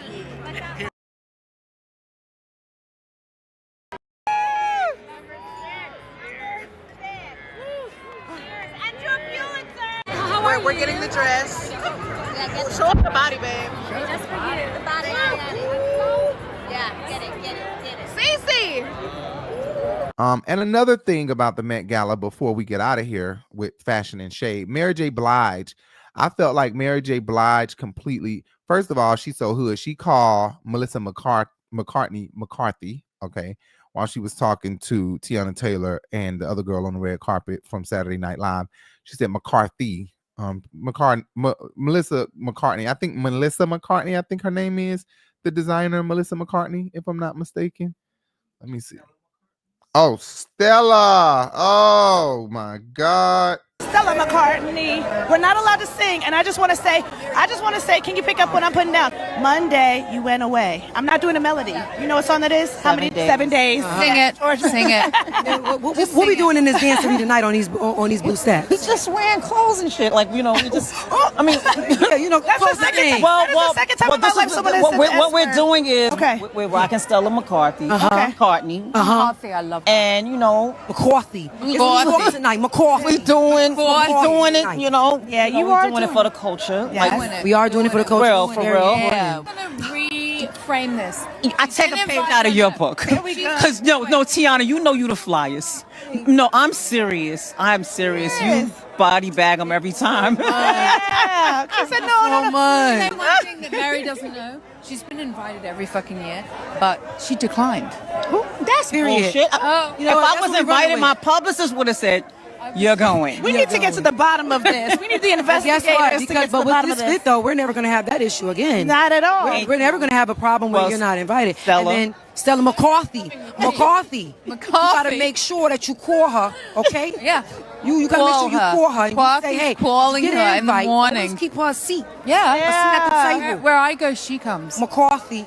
Yeah. We're depending on you. You both look We're depending I'm on going to have to change my entire branding now. Stella The hat McCarthy. designer. Okay, we he's gotta out of talk about that. London. Okay. And I was like, this Stephen would be Jones. very different. Stephen Jones. Hey, Stephen Jones. We love the hat. Trimmed hat. Yeah, it is different. I love it. Fashion. It is fashion and it's fabulous. Thank you. Okay, so please, the blue carpet is calling your names. Yes. And I feel like the people are going to McCarthy. Blige. Saying McCarthy J. Blige. That's McCarthy J. Blige. McCarthy here. Where is We she? have McCarthy J. Blige here in this dancery. Listen, I just want to say I said it right. You guys enjoy. You look fabulous. Thank you so much. But yes, Stella McCartney. and Mary J. Blige. Is who Mary J is Stella is who Mary J invited. So Jay actually turned me on to that. Now I know a lot of people come without a designer. But Jay was saying you have to be invited by a designer. I don't know if that's true, but it seems like it based off what I seen the other night. Although some of them, walking the carpet don't have the stylist with them, they still were saying, I'm wearing Sergio Hudson, I'm wearing Melissa, I'm wearing Tom Ford, I'm wearing Tom Brown did Whoopi and Nikki and did not walk down with either one of them. He didn't walk down with either one of them. So and I think Tom Brown did Rihanna, if I'm not mistaken, but maybe not. Maybe not. But Rihanna, Nikki, and Kendall, they knew exactly. They understood the assignment. They understood. Mary looked like she was going to somebody's wedding, to a damn all white party. I don't know what the hell Stella McCartney did for Mary, but it gave all white party. It gave like, I'm going to a wedding party or something. It didn't really give dandy. I mean, I don't know. I think Stella should have wore that, and Stella should have gave what she wore to Mary. That's what I feel like. But Mary's so comfortable in pants because she's so down to earth. But I felt like in Mary's interview with Tiana Taylor and the other girl, I felt like she was shading. Misa. And this is beautiful. I'm. You have to be invited. This is like my 4th time being invited here. Flex. I'm very flex, grateful. flex. Come on. Yeah, I'm just grateful. It's not a flex. It's just some gratitude. Like it's a blessing to be always able to come here. Because sometimes they don't invite you all the time. So when you get invited, you did. Okay. And when people invite me, I'm grateful because people don't invite me. Yeah. Well, you earned your seat at the table because you're a legend. I did, but people don't. Yeah. But when people do, I'm very grateful. So thank you, Stella. No, Stella, relax. And when they do, it's you. Eat though. And when they do, you eat. You show them why you should have been invited the last time they didn't invite you. Then you came with the gold trim hat, like. Yeah, I was invited. Yeah, you have to be invited to these type of things. And Misa is a designer. I mean, I don't know if she's a designer. I know she's a fashionista. I know she is a stylist, and she's been a stylist for a very long time, even for Lil' Kim and Mary J. Blige at one point. It felt like she was absolutely shading the hell out of Misa. Like, yeah, you have to be invited to these things. Yeah, I got invited. Yeah. Not you, bitch. That's really what it gave. I fucked that all up. Okay. Anyway, let's move on to the next story. Okay. And I believe every word that Misa is saying, because Misa wouldn't be going this far. And I do believe that Mary J is that quiet type, like Angela Oakley. They have a meek way of speaking, a meek way of being. They're very meek. You know what I'm saying? And I think that is a very good disguise for sneakiness. That's a very good disguise for, bitch, I cut you. Bitch, I got a razor in my mouth. That's a really good disguise. I have a friend like that who is very meek, but the bitch is crazy. Okay. You don't want to get into an argument with her because it won't be much of talking. It'll be some slicing. All right. And some throwing some ironing boards and irons and shit out the door. Okay. Kira, y'all know what y'all did at Old Farms, bitch. Throwing goddamn ironing boards and irons and every damn thing. They threw the whole apartment out, the sofa and everything. I'm talking about threw the whole apartment out to the goddamn. Them folk were trying to fight. They were trying to jump them, bitch. They done cleared out the apartment with shit. Soda, beer, everything. Kia said, throw it all out there. They think they finna come in the breezeway and fight, bitch. Before they get to fight, we got some launches for y'all ass. I'm talking about they got the launching, the vacuum cleaner, and everything out. But that's my girl. okay? And I'm on their side. I'm on their side. I'm on the crazy folks side, okay? Yeah, they crazy, but it's okay. Okay, the next thing is celebrity drama and social response to it. Social response. Okay, Beyonce brings out Rumi and Tina Knowles gives her the side eye. Okay, I've been waiting to talk about this for a very long time. What I will say, okay, I'm not going to stay on this for long. What I will say is we don't want to talk about whether or not Rumi has a delayed issue, you know.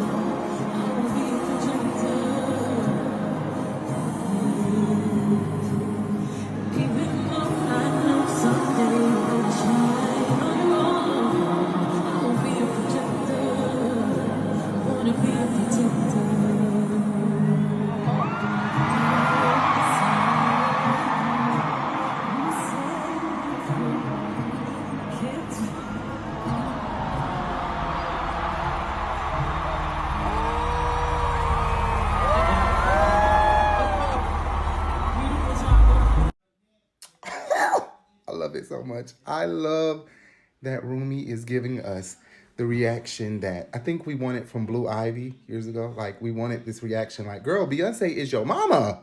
Do you realize that? And Rumi is giving us that. She's giving us this excitement. We don't want to hear she's autistic. We don't want to hear that, okay? She's excited, and I love it. We love it, okay? Even though I know someday you're gonna shine on your own, I will be a protector, wanna be a protector.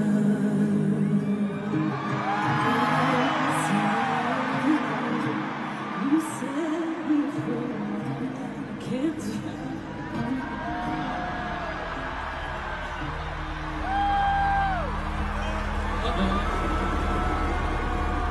Beautiful job.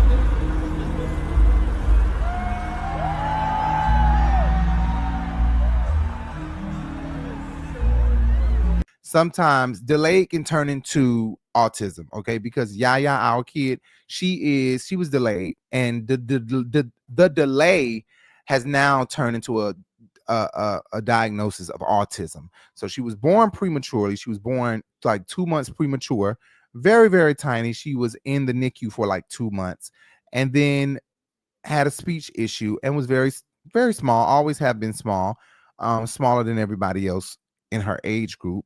And it developed or changed or just, I don't know, it was already that, and they just were able to give her a diagnosis when she got 5 or 6 and let us know that she's actually autistic, nonverbal autistic. So nonverbal autistic before was just she's delayed. So Rumi reminds me a lot of my child. Like, me and Jay looking at Rumi like, oh my gosh, she acts just like Yaya.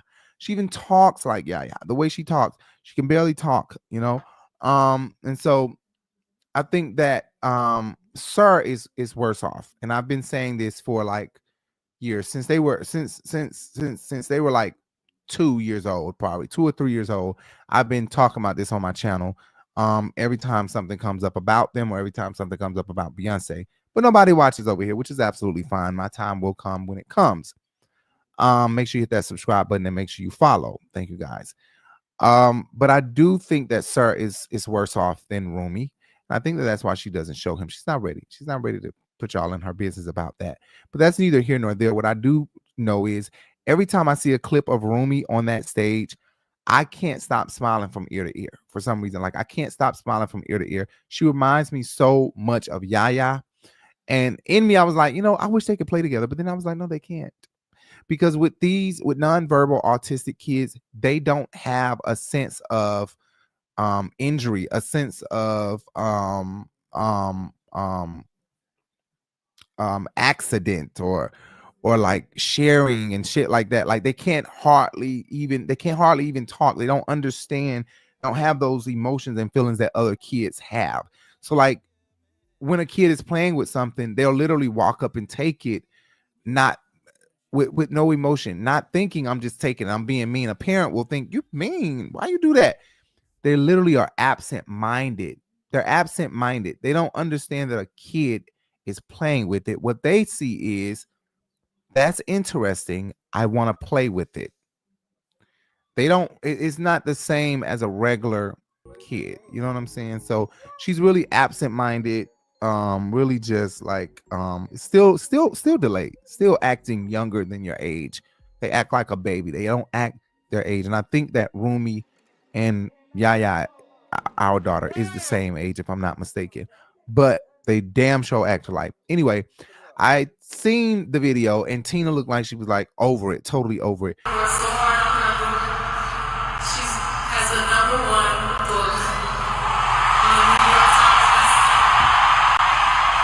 Everybody, please say congratulations. But it gives, when Tina does that, I'm sorry, and the Beehive may be mad. I'm a part of the Beehive, but I have to give my opinion. I have to say what I have to say.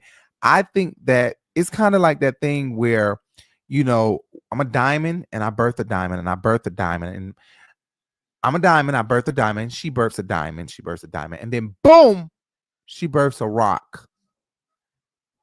And now all of us diamonds are looking like, oh my God. And the more evolved younger generation diamonds are able to accept and able to understand, wherein the older diamond is more so like, oh my God, this is a prestigious family. This is a family of jewels. And you come here and you're like this, oh God. And that's what it gives. I'm sorry. It gives like, oh Lord. Oh Lord, this one off the chain, honey. That's what it gives. It gives like, this one something else. Hey, baby. Okay, baby. Okay, calm down. Come on, baby. It's okay, baby. I don't like that kind of shit. It come off as condescending. It come off as, condescending. I'm not really, my vocabulary could be better and should be better, but condescending is the word I can think of. Now you comment below and tell me what other word I'm looking for, but it comes off as real snooty, uppity. You know what I'm saying? And I just feel like Blue is the grandchild that she sought out, and even Sir, because he may not speak at all. He may be very quiet and not a lot of action, but Rumi is very outgoing, very, very outgoing, very active. And I think that Tina is very much so over it. And it's given that side I gave, I've been over it, not that she doesn't love her grandchild. I think she absolutely loves her grandchild, but it's kind of like that grandma that has that one grandchild that's like, child, you didn't turn out like your sister. Give me a hug. Really? That's what it comes off as. It just comes off like, I birthed a diamond. My daughter birthed a diamond. And then she ends up birthing some foreign object that I'm trying to understand it. And I can't quite understand it. That's what it gives. And I know a lot of people are probably going to be like, ooh, you wrong. That ain't what it give. You just wrong. And y'all going to come on here being mean. Absolutely 100% mean. But I don't care. That's not going to stop me from my opinion. You better get on up out of here. All right, get on up out of here. Find somebody else to go play with. Go find somewhere else. This is my opinion. And this is what I feel. The side I gave, oh Lord, this one. Blue, you want some candy? Rumi, come over there. I want some candy. You need to go ask your mama. I don't know if I can even give you no candy. Rumi, here, get these Twizzlers right here. Get some Snickers. You want this? That's what it gives. I'm sorry. That's what it gives. But I love Tina. I love Beyonce. I love Rumi. I love all of them. but that's just what my opinion is from just looking at it. And I'm not trying to be mean or nothing. I'm just really giving what I see when I'm looking at this whole thing. Okay. And I'm being serious. Okay. I hope that I don't offend anybody or piss the beehive off so bad that they come for me hard, not too hard. Let's be real. Okay. That's what he gave. And I don't have the best words. I'm a hood bitch. I did go to school, but you know, sometimes I don't have the best words and I can't form them in the right way. But I love it when people like my mama, especially a lot of Leos, are able to correct me and help me and say, I understand what you mean, but let me tell you what you was trying to say, blah, blah, blah, blah, blah. Or be like, you know, stop doing that. I know what he was trying to say while y'all trying to read him. He is telling the fucking truth. Right. Y'all comment below. Have my back, okay, for this. I love Beyonce. I love Beyonce. If I could show y'all Apple Music right now, what I just created. If you guys want to see, actually, I am going to share that. I want you guys to see this. Actually, I'd rather be with you. Ooh, yeah. Said I'd rather be with you. I'd rather be with you. Ooh, yeah. Said I'd rather be with you. Okay, well, it's not there. Anyway, I just created a Beyonce playlist. Make sure you guys go check it out. I'll go post it on Twitter. Make sure you guys go to our Twitter, The Urban Binge, The Urban Binge, THE Urban Binge on Twitter. Okay, and I'm gonna go post the Beyonce link so you guys can listen to it. I created a Beyonce sleep playlist, so you can go to sleep to all of Beyonce sleep music, including Destiny Child's, and her features. Only the slow song. And don't go in there and be like, this ain't all her features, bitch. I only put the slow songs, the ones you can fall asleep to, the one you can smoke a blunt to and fall back, cut off the lights, cut on your LED lights, and just chill, study, fall asleep, whatever, do your thing. I'm going to share the link on Twitter. Make sure you guys go to the Urban Binge Twitter, and the Beyonce sleep playlist will be posted there, or on the Urban Binge Facebook. Okay, I'll post it there too. Anyway, the Urban Binge Facebook is THEE. See it scrolling down at the bottom? Okay, let's move on to the next topic. Angelica Ross versus Craig, the writer, Stewart, and Funky Dineva. So Angelica Ross said this. So I got a clip here showing exactly why his response is not just missing the point, it's actively harming our community. What I said was, then, now, and forevermore, is I respect non-binary people. A few moments later. I'm not going to use them or they. I'm still not going to use it. Well, I am. And if I am, I'm going to use a person's name. I am. I'm going to use they because they and them is not hard. It's not. I don't give a what they say. Hard. It's not. They and them is not hard, Craig. It's not hard and it's not confusing. But what I'm not going to be is accused of misgendering. So I'm going to use your name. Okay, great. And hold on, Angelica, neither one of you can force me to buy into your politics. You cannot. And I'm not interested in jumping on every new thing that the queer community comes up with. I'm not. And if that makes me disrespectful, then so be it.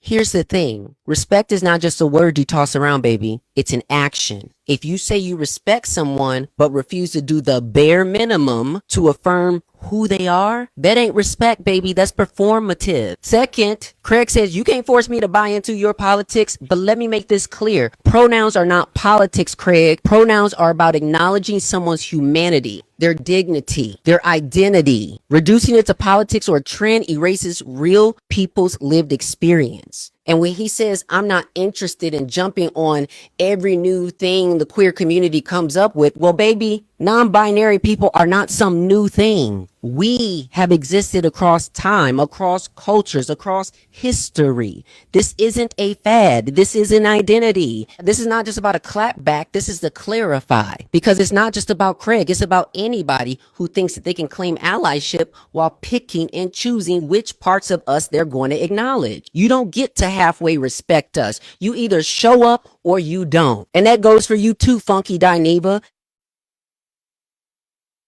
And then Funky Dineva went live to take his wig off that he paid $800 for because he didn't like the shit anymore. And somebody said, hey, what about Angelica Ross naming you in her feud with Craig? And he said this. For the win.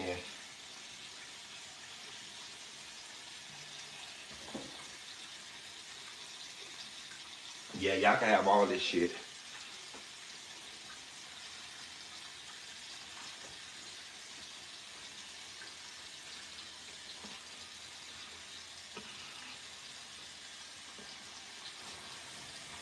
All right, what y'all talking about on here?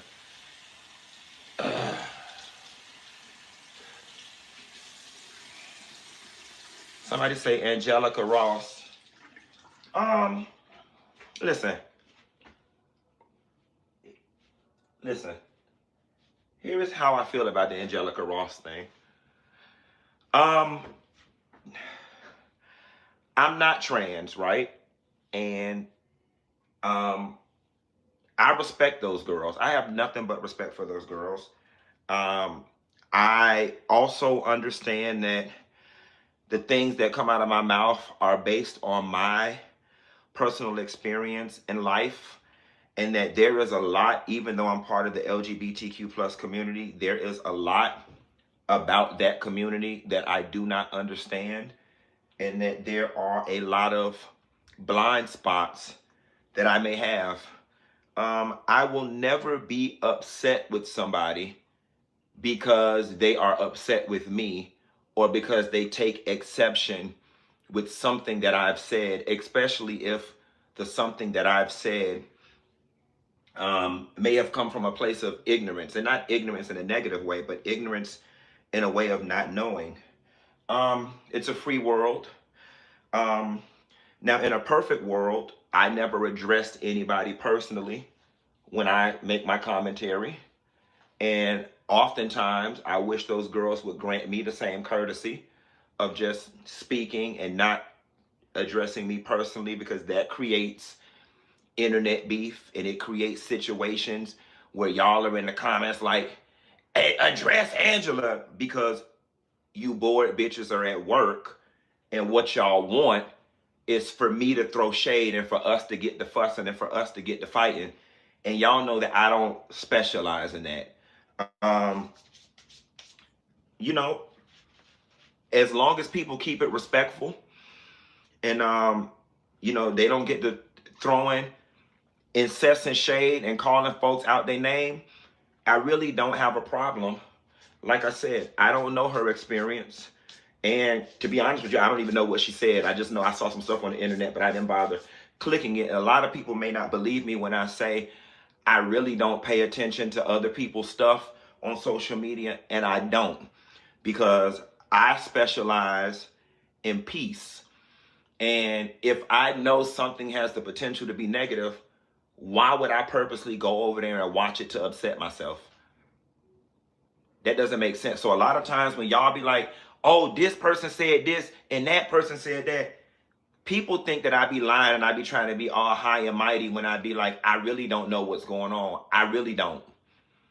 And even when somebody tells me, oh, somebody said something, I don't run over to their page. Why would I go somewhere where I know disrespect is being served? And not saying that's what Angelica did. So to be honest with you, I don't even know what Angelica said as it relates to me. I don't think it's too bad. And even if it is, I really wouldn't care one way or another, because I don't know her and she don't know me. I met her one time at T.S. Madison's house. I love her work. I would like to know her. She seems to be cool. And listen, I am not above being educated or better educated, but I will double down, triple down, quadruple down when I say, and I mean, that there are members of our community that have just done and are doing way too much.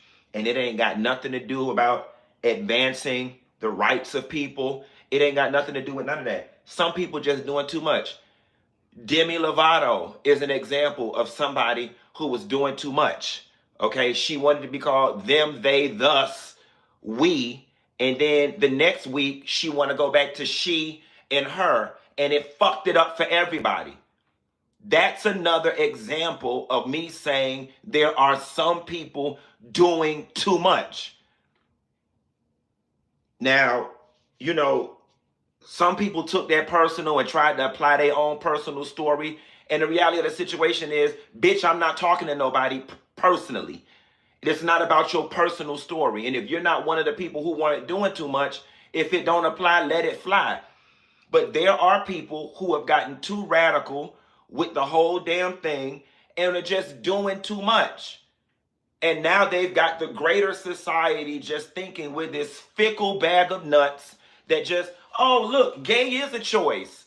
Oh, they're just being complicated. Oh, they just want to, you know, I posted that article about the pregnant trans man who got upset when they walked in and called him a mommy. Even that trans man came up under the article calling themselves getting me together. It was polite, so I don't give a damn. And some people was like, oh, you had to reach back to 2021 to find a story. It wasn't about reaching back to 2021 to do anything. It was to simply illustrate the point that a trans man pushing out a baby, a nurse walking in and saying hello to the new mom, and you catching an attitude. I don't give a damn who you are, what body you were born in, and what you believe in. With the current mold of society, yes, that is doing too much. The proper course of action would have been Nurse Hollywood. I know that you were used to referring to people as mommies, but I would like to be referred to as a daddy. That was all. That was all that needed to be done. But getting upset and leading this crusade to not link birth to motherhood and not link birth to women, that's utterly ridiculous. So I can support members of my community and still say, hold on, guys, we're pushing the line too far. Furthermore, something else that has come to my attention, truthfully, if I'm being honest, none of the black trans girls should even be having an issue with me. What they should have been doing was educating me and saying, Q, it's not the black trans girls, it's the white ones. It's the white liberals. Because the trans people of color, the LGBTQ people of color, got so many bigger priorities than the things that the little white ones to get into. And that's an interesting conversation that needs to be had. And it's not even about trans people. I often think, I ain't gonna lie to you, it's the white lesbians.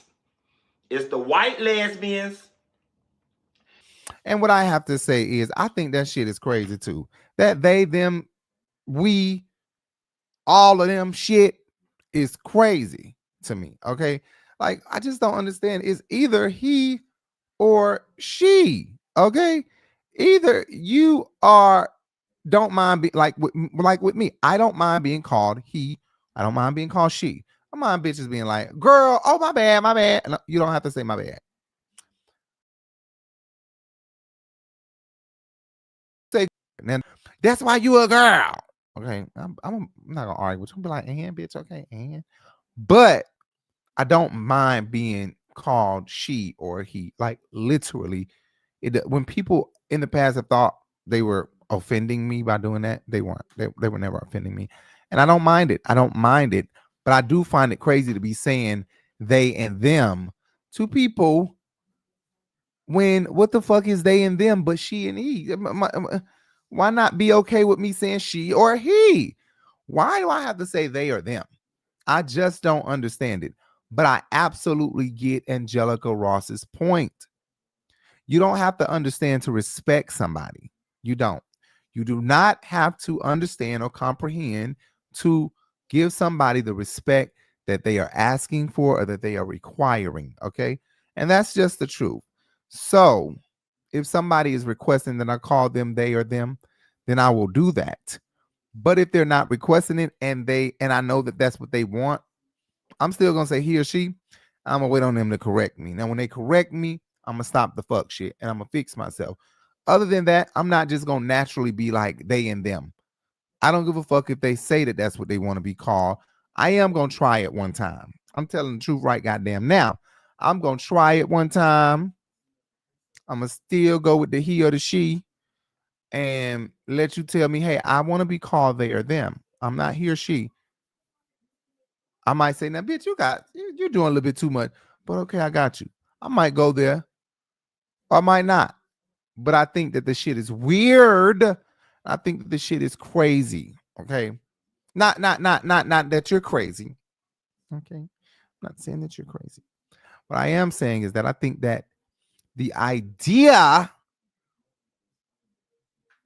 of not wanting to be called he or she and being okay with either one of them, I just think that that's like,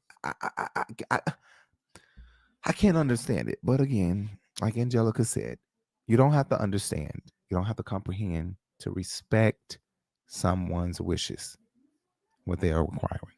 And that is the 100% truth. I could not argue with her. I couldn't deny it. I couldn't deny that some of what she was saying was the truth.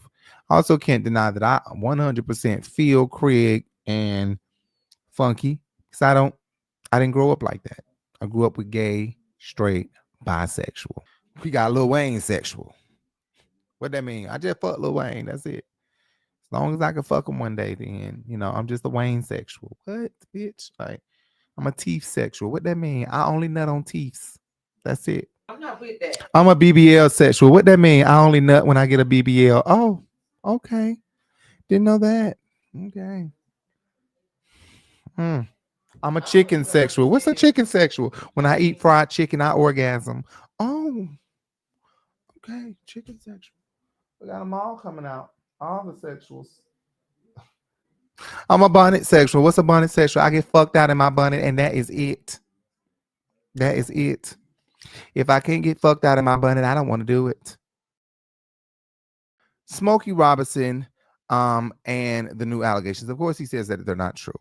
And of course, many of these women who are alleging that Smokey Robinson, raped them or sexually coerced them or did something sexual to them, these women are mostly Latino women. They were cleaning women around his apartment, around his home. They've also named the wife, not saying that she directly did anything, but they were saying that she aided in it. And when she knew what was going on, when they informed her, she did nothing to stop it. What I don't understand is, how do you get raped and molested and tried for 20 years and keep going back? Now the man free. We ain't heard nothing from Smokey Robinson. We don't know what tour he on. We don't think he on no tours. If he is on a tour, we ain't heard nothing about it.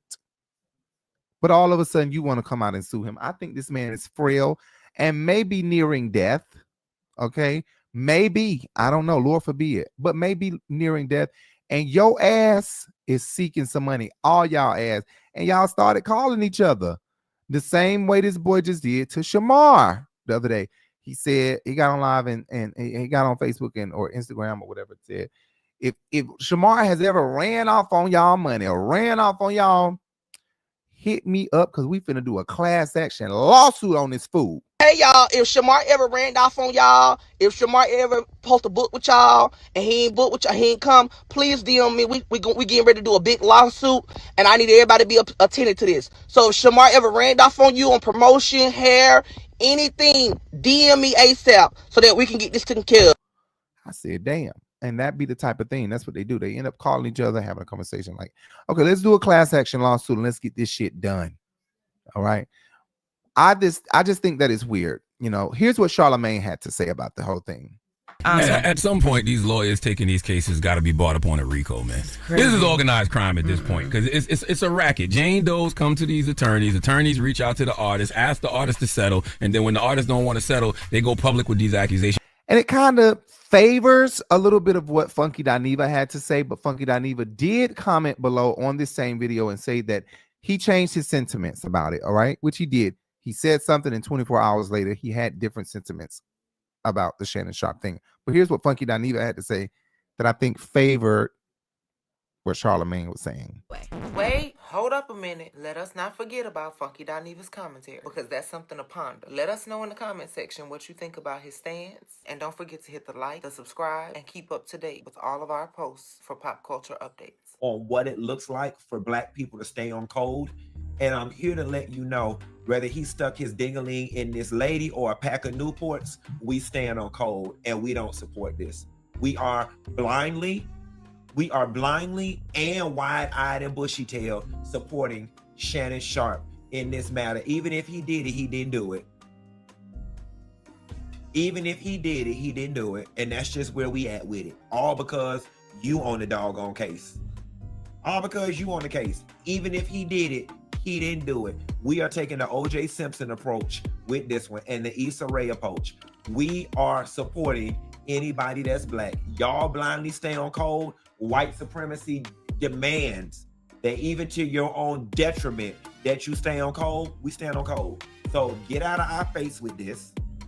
Get out of our face with this. And any of you other white lawyers out there and you snow bunnies that's planning to do this, the minute you hear a Black man get a deal, we're the ones who drive pop culture, baby. Black, like, let me make the screen real big. We the ones who like black like this. Black like this and not like this. We're the ones who drive pop culture. And I'm here to tell you the court of public opinion has ruled, and we've ruled in the favor of Shannon Sharpe. We don't believe this. We not reading none of it. We ain't got no respect for no bitch who want to put her name in the papers as Jane Doe. Baby, if you said it, say you said it. If you said it, say you said it. Put your name in the papers, bitch. Let us see where you work. Let us see your Facebook profile. Let us see what you giving aesthetically, because you lying. Yeah, so I don't know. The Jane Doe thing is a bit weird, you know, and again, we can't believe. I think that there's a thing we can't be like believe all Black women, you know. Even the lady, I think, who runs Black Lives Matter, the brown skinned lady, I can't think of her name. She even said, you know, that she finds issue with the statement "believe all women." She finds issue with that, and I agree with her. I'm going to ask you to culturally translate something and tell us what it means, because it's become a flashpoint phrase, slogan, whatever, that I think a lot of people either misunderstand or willfully misconstrue. When I say the term "believe all women," Nah. I'm so glad you asked that, because that, first of all, that phrase does not come from me or the Me Too movement. Okay. I do not subscribe to the phrase "believe all women." That has been ascribed to me. I've never said it. I say believe survivors. As a Black woman, I would never, in America, I would never say believe all women. Ever. It's ridiculous. What we were saying in the beginning is believe survivors. The reason why we say believe survivors, and what that means is start from the premise that survivors are telling the truth. Because for years, when survivors came forward, we were not believed. And if you start with the premise that survivors are telling the truth, that means that you will investigate thoroughly, right? And you will start and you will give them the space that you give a person that you believe, right? That means that you will say, okay, if I believe you, then I'm going to take you seriously. I'm going to go through all the proper channels to make sure you get the resources that you need, that you get the investigation you need. We didn't get that. If you don't believe me, you're going to dismiss me. You're going to try to undermine my story. You're going to try to bury me, right? All of those things. That's what you do for a person you don't believe. So when people say believe survivors, it doesn't even mean diminish the other person and demonize the other person. It means take me seriously. Believe me and take me seriously. That's what survivors are looking for when they say believe me. Now, believe all women is ridiculous. As a Black woman in America, believing all women means that I believe Emmett Till's white lady, right? I believe all these white women that try to undermine Black men. I would never, ever say believe all women. It's racist. It's so fraught with it's so problematic. So you can't find me saying that anywhere, ever, in the history of me being a public figure. Moving on, Diddy rejects his plea deal and prepares for trial. All right. Diddy said he is not taking a plea deal. He does not give a damn. And it makes it seem like Diddy is really telling the truth. Okay. But when we think back about Diddy and think back at how manipulative he is, he's very manipulative. Remember the show. Remember how much people call him a narcissist. Remember all the things Diddy does and what he continues to what he continues to do. They can't even find witness number 3. Witness number 3 was supposed to come and testify and be on the stand, and she wasn't even available, or her lawyer didn't pick up the phone. Neither one of them picked up the phone. Where are they? Nobody knows. Nobody knows. Seriously.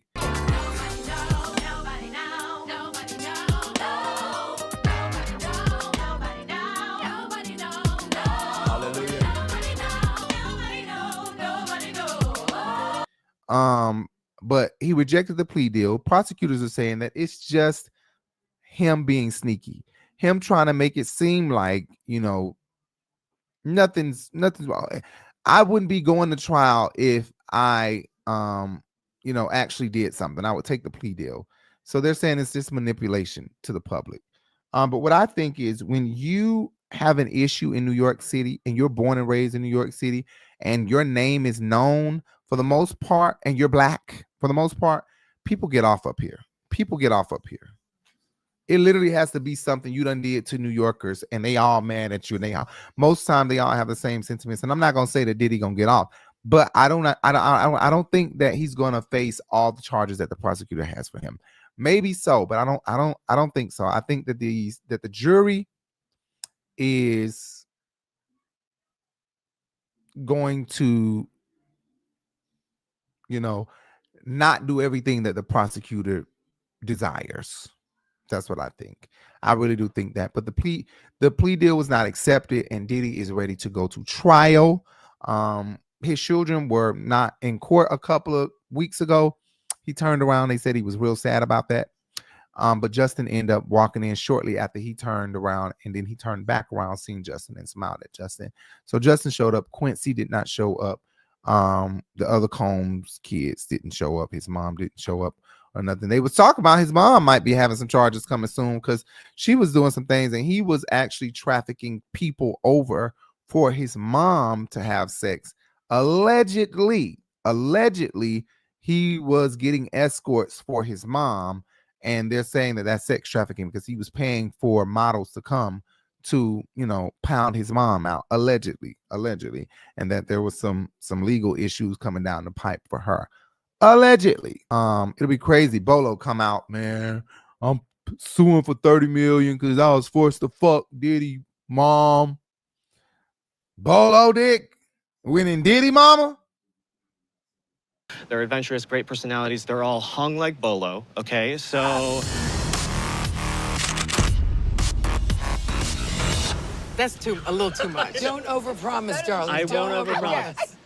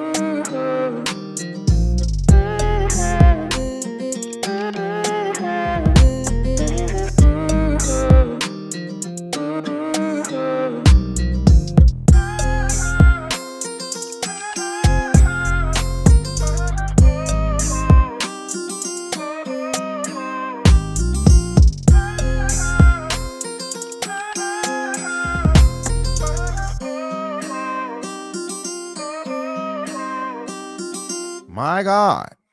I'm just talking shit. Anyway, Bravo T and the final sips. Final sips because Sweet Tea has taken her final sip of the Married to Medicine tea, Kool-Aid. Okay, if you know what I mean. She says she is leaving. I'm glad you're not coming back to Married to Medicine. I didn't like how it worked out. It was foul. I mean, it definitely was foul. And I'm just going to say, I haven't really talked a lot about this, but, I really wanted to leave it to my fans to figure out, like, what was going on. Because know that I'm not a quitter. Never, ever been a quitter. And I ain't never ran away from anybody. So just putting that out there. But it just is what it is. And I think that there are better things in store for me. I think that platform was what it was for me at the moment. And I think that God has something better. And I'm going down the right path. So that's all. And just know I'll never bow down to no bitch. Just know that. Can't do it. Never will do it. Right is right, wrong is wrong. Now, a lot of these bitches say they leaving. They ain't get fired. I'm leaving. And I don't be believing half of their ass because I don't believe Candy. Okay? I don't believe Candy ass. All right? I think that they have enough grace to let you just say you left the show. They be like, okay, go ahead and say it. That's fine. But I think that they let Candy go. And you can go watch my other commentary about that. But in this situation, I totally believe Sweet Tea when she say she left. Because you can just see Sweet Tea, the way her stress is. Her stress, when she gets stressed and upset on the show, the cameras are a non-factor to her. She literally turns into herself. And this is why people have called her slow, said, things like she may be on the autism spectrum. What's wrong with her? She do come off a little bit autism-y, okay? She do come off a little bit like she don't have it all. She may be smart as fuck. She may have graduated college and all that. I know a lot of autistic and jittery kids who go to college but have this issue, have an issue. But with Sweet Tea, I think that the girl is very, very intelligent. I think the girl is very, very, very smart. I'm talking about down to her hustle game. The bitch smart. Let me say it like that. Okay. She feel me when I say that. The bitch smart, bitch. Okay. But the thing is, I think that Bravo is losing a good thing here. I think that Bravo is absolutely losing a good thing. And I think that Simone, Jackie, Heavenly sacrifice certain things to stay on the show, because there's no way you're going to tell me they haven't felt the need to fire Simone, Jackie, Heavenly. Y'all done brought Contessa boring ass back. Okay. Y'all brought Contessa back and not Mariah yet. Like, what does Heavenly, Simone, and Jackie have on Bravo or Andy that they haven't even considered making them a friend of the show? Jackie is done. Jackie is done. Let that lady go live her life doing her work and her job and everything that she got going on. Her house nice as fuck too. But let that lady go do her own thing. I really think Jackie is done. She done fell on the fall and almost broke in half, into pieces. She needs to go. Simone needs to go. She needs to go. We're better than this. You're better. You're better. Better. So what? So what? So what? You're nothing. You're nothing. No, it's not right. When you look at this, you take my take her back there. Okay, Heavenly don't have to go. She's a great antagonizer. She's great for TV. Heavenly can stay. Contessa can stay. Quad can stay. Bring Mariah back. Keep Sweet Tea there. And maybe this light-skinned girl that's here. Maybe her. But you need to find a white girl. Reason why Andy didn't want to add no white girl is because when Kim was on Real Housewives of Atlanta, he felt like, you know what, I would never do that again. I will never have an ensemble cast. and have them all be black with one white girl because you all bullied her. The white people felt real bad for Kim. They felt real bad for Kim. So they stopped doing that. And instead, we'll put a black girl in a pool, or a black guy in a pool of white people, Vanderpump Rules, and not a white person in a pool of black people. Okay, Kim and Real Housewives of Atlanta. So they're not going to add a white woman on the show. They had a white woman on there before, and she got booted. If I'm not mistaken, she was from Texas or something like that, and she was booted off the show because they was probably going to be bullying her, and the white people don't want that. That's how the white people feel, bullied. There ain't no bullying. Same thing the black girls doing to the black girls, but y'all don't like to see Kim white tears. So that's why they won't mix and mingle the girls like that. But I think they losing a good thing with Sweet Tea leaving out the door. I think Sweet Tea was great for TV. I think to have Sweet Tea and Quad on there at the same time was some messy, evil, fucked up ass shit, but it was great for TV. It was great for ratings, and it was great for TV. Honest to God. I think they're losing a good thing when Sweet Tea says she is out the door. I think if anything, bye-bye Jackie and bye-bye damn Simone. And if you wanted to get rid of one more person, as bad as Heavenly get on my last damn nerve, I still would say get rid of Contessa and keep Quad, keep Heavenly, and keep Sweet Tea. Them three should stay and bring Mariah back. But if two people got to go, Jackie and Simone. If three people got to go, Jackie, Simone, and Contessa. I'm sorry. Jackie, Simone, and Contessa. Contessa is a good friend to the show. I think the problem is they don't know how to fit friend of the show into a Married to Medicine. It fits into Real Housewives of Atlanta because it's like Leisure. But for Married to Medicine, these bitches are working all the time. How do you fit a doctor friend of the show? You would need a friend of the show who's married to, and keep Toya. Oh shit, I forgot about Toya. And keep Toya. But you would need a friend of the show who is married to a doctor like Toya. Toya should be a good old friend to the show. Period. Okay. Bye-bye Jackie. Bye-bye Simone. Find two other doctors with husbands who are either a doctor or not. It's best to find somebody without a husband who can replace Jackie and Simone, because to have that dynamic of this lady is a doctor, her husband is a basketball coach, this lady is a doctor, her husband is a stay-at-home husband, Simone. Them's fighting words. You know, to have that really felt good. But to have the brown skinned pretty girl from last year with her African controlling husband, they both was doctors. And Contessa and her husband, they both doctors. And it kind of be like, so I don't know. But to have one a doctor and the other one doing something else, it always just feels like it fits. It always just feels like that's the way it should go, Anyway, Sweet Tea is out the door, and I think Bravo is losing a good thing when they lose Sweet Tea. I totally think they're losing a good thing, and they should probably figure something out with that.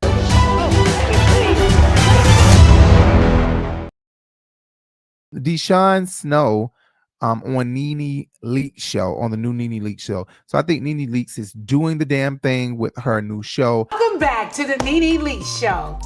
Now I know a few. I think her setup is awesome. I know exactly where that studio is because I seen it before they started setting it up.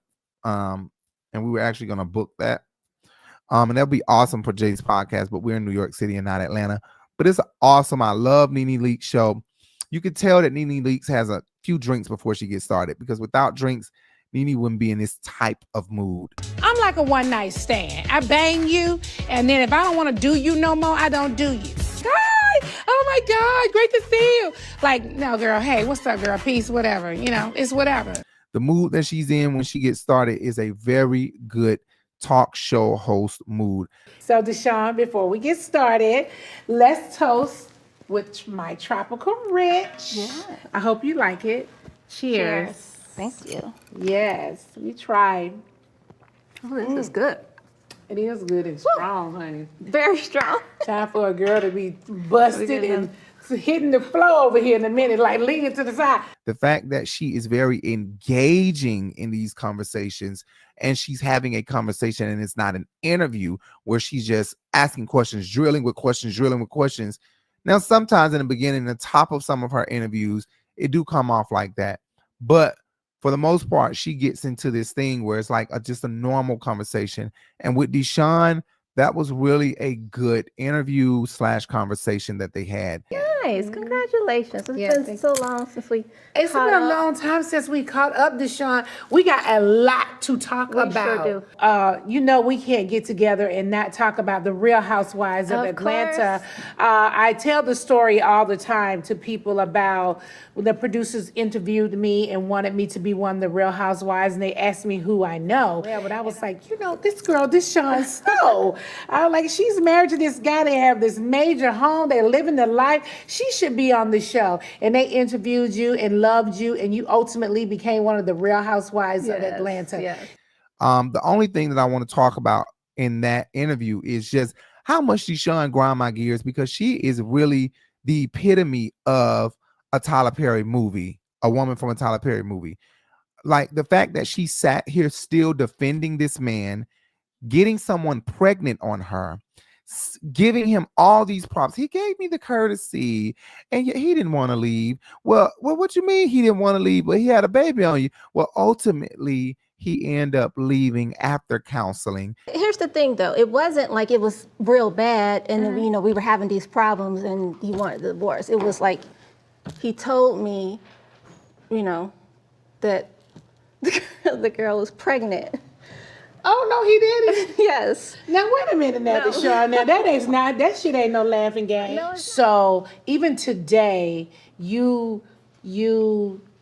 would be hard for you to file for divorce. Once you're committed, right? Correct. Me too. So, I'm committed to the relationship, right? So, you would have never filed, even though you know you need to file, you would have never done it. He had to do it. Like, Right. you were never going to do it. You didn't care how bad it got. You were never But it going to do it, wasn't, right? but here's the thing, though. I know that we're having a problem, right? No, but So I mean, like, you're the person, Deshawn, because you've always really liked marriage, right? And even today, you don't want to be a girlfriend. You want to be a wife. Right. So you wanted counseling. He didn't want counseling, but you for sure that he didn't want to leave you. This bitch really was sounding crazy, Deshawn. And if she see this clip, Deshawn, you sounded like a... Take the baby in the house out this air, honey, and bring me the telephone. I need to talk to Kip. Was I stupid? No, baby, you wasn't stupid at all. You I wasn't was stupid. just trying to be a good wife. Yeah. I was stupid. No, wasn't I? you wasn't stupid. You I wasn't feel stupid. stupid. No, don't feel stupid, baby. You wasn't stupid at all. You wasn't stupid for paying the child support. You was dumb as hell. That's what you was. Dumb as hell paying the child support. That's exactly what Deshawn was. Okay. Deshawn was doing that. Like, I just can't. I can't. Then he was like, ooh, girl, you so good. You a good one. See, you so nice, girl. I'm just saying. I mean, that's so nice of you. No, I mean, no, you know Deshawn, the way you be holding it together is crazy to me. Like, Right. that's good. I mean, I guess it's good, Deshawn. I don't know. She's a good one. She's a good one. Like, this man was definitely able to get over on you easily. And any man that dates Deshawn is, as long as you the right kind of slick, you'll be able to get over on that bitch. Cause Deshawn is she crazy for a man. She not crazy. She dumb for a man. I don't understand. Me either. No, what I mean is Shit. no. What I mean is no, for real. What I mean is when I say I don't understand is Because the way she was sitting up there defending that man still and trying to defend the fact that he had a baby with somebody else and that you went to counseling and was trying all you could because you really didn't want to divorce. Would you have divorced? No. Through it all, you wouldn't have divorced. No, I would not have filed for divorce, she said. What? no. But How I'm does just- somebody tell you that they got a baby, that somebody's pregnant and I'm going to file for divorce? No, he didn't. Would you have ever filed? I would not have filed. You would have never filed. So he had to file because you were never going to do it. No, he didn't. No, he you're going to didn't come tell me he home was and I gonna might file think for about divorce. killing you. So let's see how this No, goes. and so then we were in counseling and we were working through it. or I thought. And then so in May, he filed in May, so the baby was born in March. And anyways, he said. So basically, he's admitting to cheating. I have a baby on the way. Right. So of course he had to tell me. So yeah. But even then, though, I wasn't like, let's file. I was like, we're gonna work this out. That's what I'm saying. Yeah. That's. No matter what this man would have said or did, she would not have filed for divorce because she believed for better or worse. She believed for better or worse. So not only did he have a kid on me, he actually had this kid and let me know, I want to go be with this woman. And she tried to go to counseling and hang on and hang on and hang on. And ultimately, she said, ultimately, he decided to go be with her. Like, cheated on Deshawn, nutted all in her, knowing he got a whole house, wife, everything. She said she didn't even know they were headed for divorce. She didn't know they had issues. That's what she said. Right. I mean, he filed because he wanted to file. Not But what I mean is, in the relationship, like, you know that you need to break up. But I didn't know that we needed to break up. You didn't think so? No. You didn't? No. That's my truth. I didn't. I was surprised. And then actually we were in counseling, and so I thought we were working it out. That's why Nene was like, bitch, what? You didn't know you was headed for a divorce. This man go fuck somebody else. Y'all ain't arguing. Y'all ain't going through shit. He just go fuck somebody else. Let it rip in her too. Just let it rip. He just let it rip. Just let it go. All up in her. Comes home and tells you, I got a bitch pregnant. You say, it's okay. We can go to counseling about it. He says, no. You say, yeah. He say, no. You say, yes, please. And he says, okay. He's sitting in counseling and he already thinking, I don't want to be with this bitch no more. I want that pussy I had over there. Okay. Ultimately, he decides to leave and go be with her. Really? She said, yeah. But he gave me the courtesy. He gave me the courtesy to tell me that she was pregnant before it got into the blogs and everything. So, that was really nice. I mean, but no, we were together since freshman year in college. I know. We built a life together. And, he loved me. So we were in counseling, trying to work through that. Mm-hmm. But at some point along the line, he decided that's not what he wanted. And then he filed. And he gave me the courtesy of letting me know because it was going to be in the papers the next day. So. I'm watching this shit last night like, this bitch is dumb. Dumb, Deshawn. She couldn't have been a housewife while all of this was going on, because if she would have been looking at Twitter and Instagram and everything, she would have that would have been enough counseling for her. The way the people would have been trolling her and telling her how stupid she is, she would have been forced to look at herself like, okay, wait a minute. This many people are saying this. I need to probably stop. She looks like she is in a daze for love, like she's completely stupid for love. Look at how she speaks. Look at how she smiles. And it just comes off as brainwashed. Okay. That's what I'm saying. You were never going to file. No, I wouldn't. You would have just hung in there. Now, through whatever. Like family say, we don't know how to cook. The cookie was probably going to crumble anyhow. Right. God works and how he works. So right. I wouldn't have filed, but, whatever would have happened, I don't know. I don't know that. I think we would have eventually got divorced. Okay. What I remember you guys' offices. I remember he had an office and you had an office. Like, I love that. I was like, oh my God, one day Greg and I are gonna have a separate office. I thought that was really nice. So just tell me this. So when he comes home and say, I have a baby on the way, like, what do you do? Now, in your big ass house with all this stuff y'all got over there, nannies and this damn beauty salon downstairs, and you got all this damn hair and makeup and stuff going on, what do? You say, okay, we're gonna work this out. Or you start crying. Of course, I'm hurt. I go through all the things, but it never once did I say I'm leaving. That didn't cross my mind. Because I was supposed to break the generational curse. Mm-hmm. You know what I'm saying? We were committed. We can work through it. That was my mindset. You are great. it comes off as brainwashed. It really does. And I don't know what man got into her head like this, but Such a nice husband. You just let me make all the expensive mistakes and you just still stand by me. I appreciate you for that. We all learn. I love you. Me too. You're such a sweetheart. Yeah. You are. anyway, make sure you check out our Real Housewives of Atlanta recaps. Okay, our Bravo deep dives. Make sure you check it out. Right here on Rebel TV, where we recap the whole show. We actually do a live reaction to the show. We do a live reaction to the entire episode. So we've been doing that since season 12, and we are now doing season 16. Make sure you guys check it out. The videos are coming out late because NBC continues to block them. They don't want us to put the video out at all. They think that people would choose us over them. And look at how many views we get. I don't hardly get any views, but I do this because I love to talk, I love to blog, and I love to give my opinion. I'm an Aquarius. Okay, what do you think? All right, talk. I be thinking a lot. All right. I also found out what my rising moon was and what my ascendant was, and all that. And I'm feeling a little bit better about who I am. You know what I'm saying? And I'll talk about that next time on Rico Live. But remember, if you want to be a part of the Urban Bench, right here, you live in New York City, you want to meet up and you want to go to a studio, I need like 4 people, whether they are straight or gay, trans or not. Okay, you can be an alien as long as you speak English. This shit that I'm talking now, aliens. You can do this, then you can join the show. All right. Okay. Thank you guys for tuning in. Make sure you hit that subscribe button.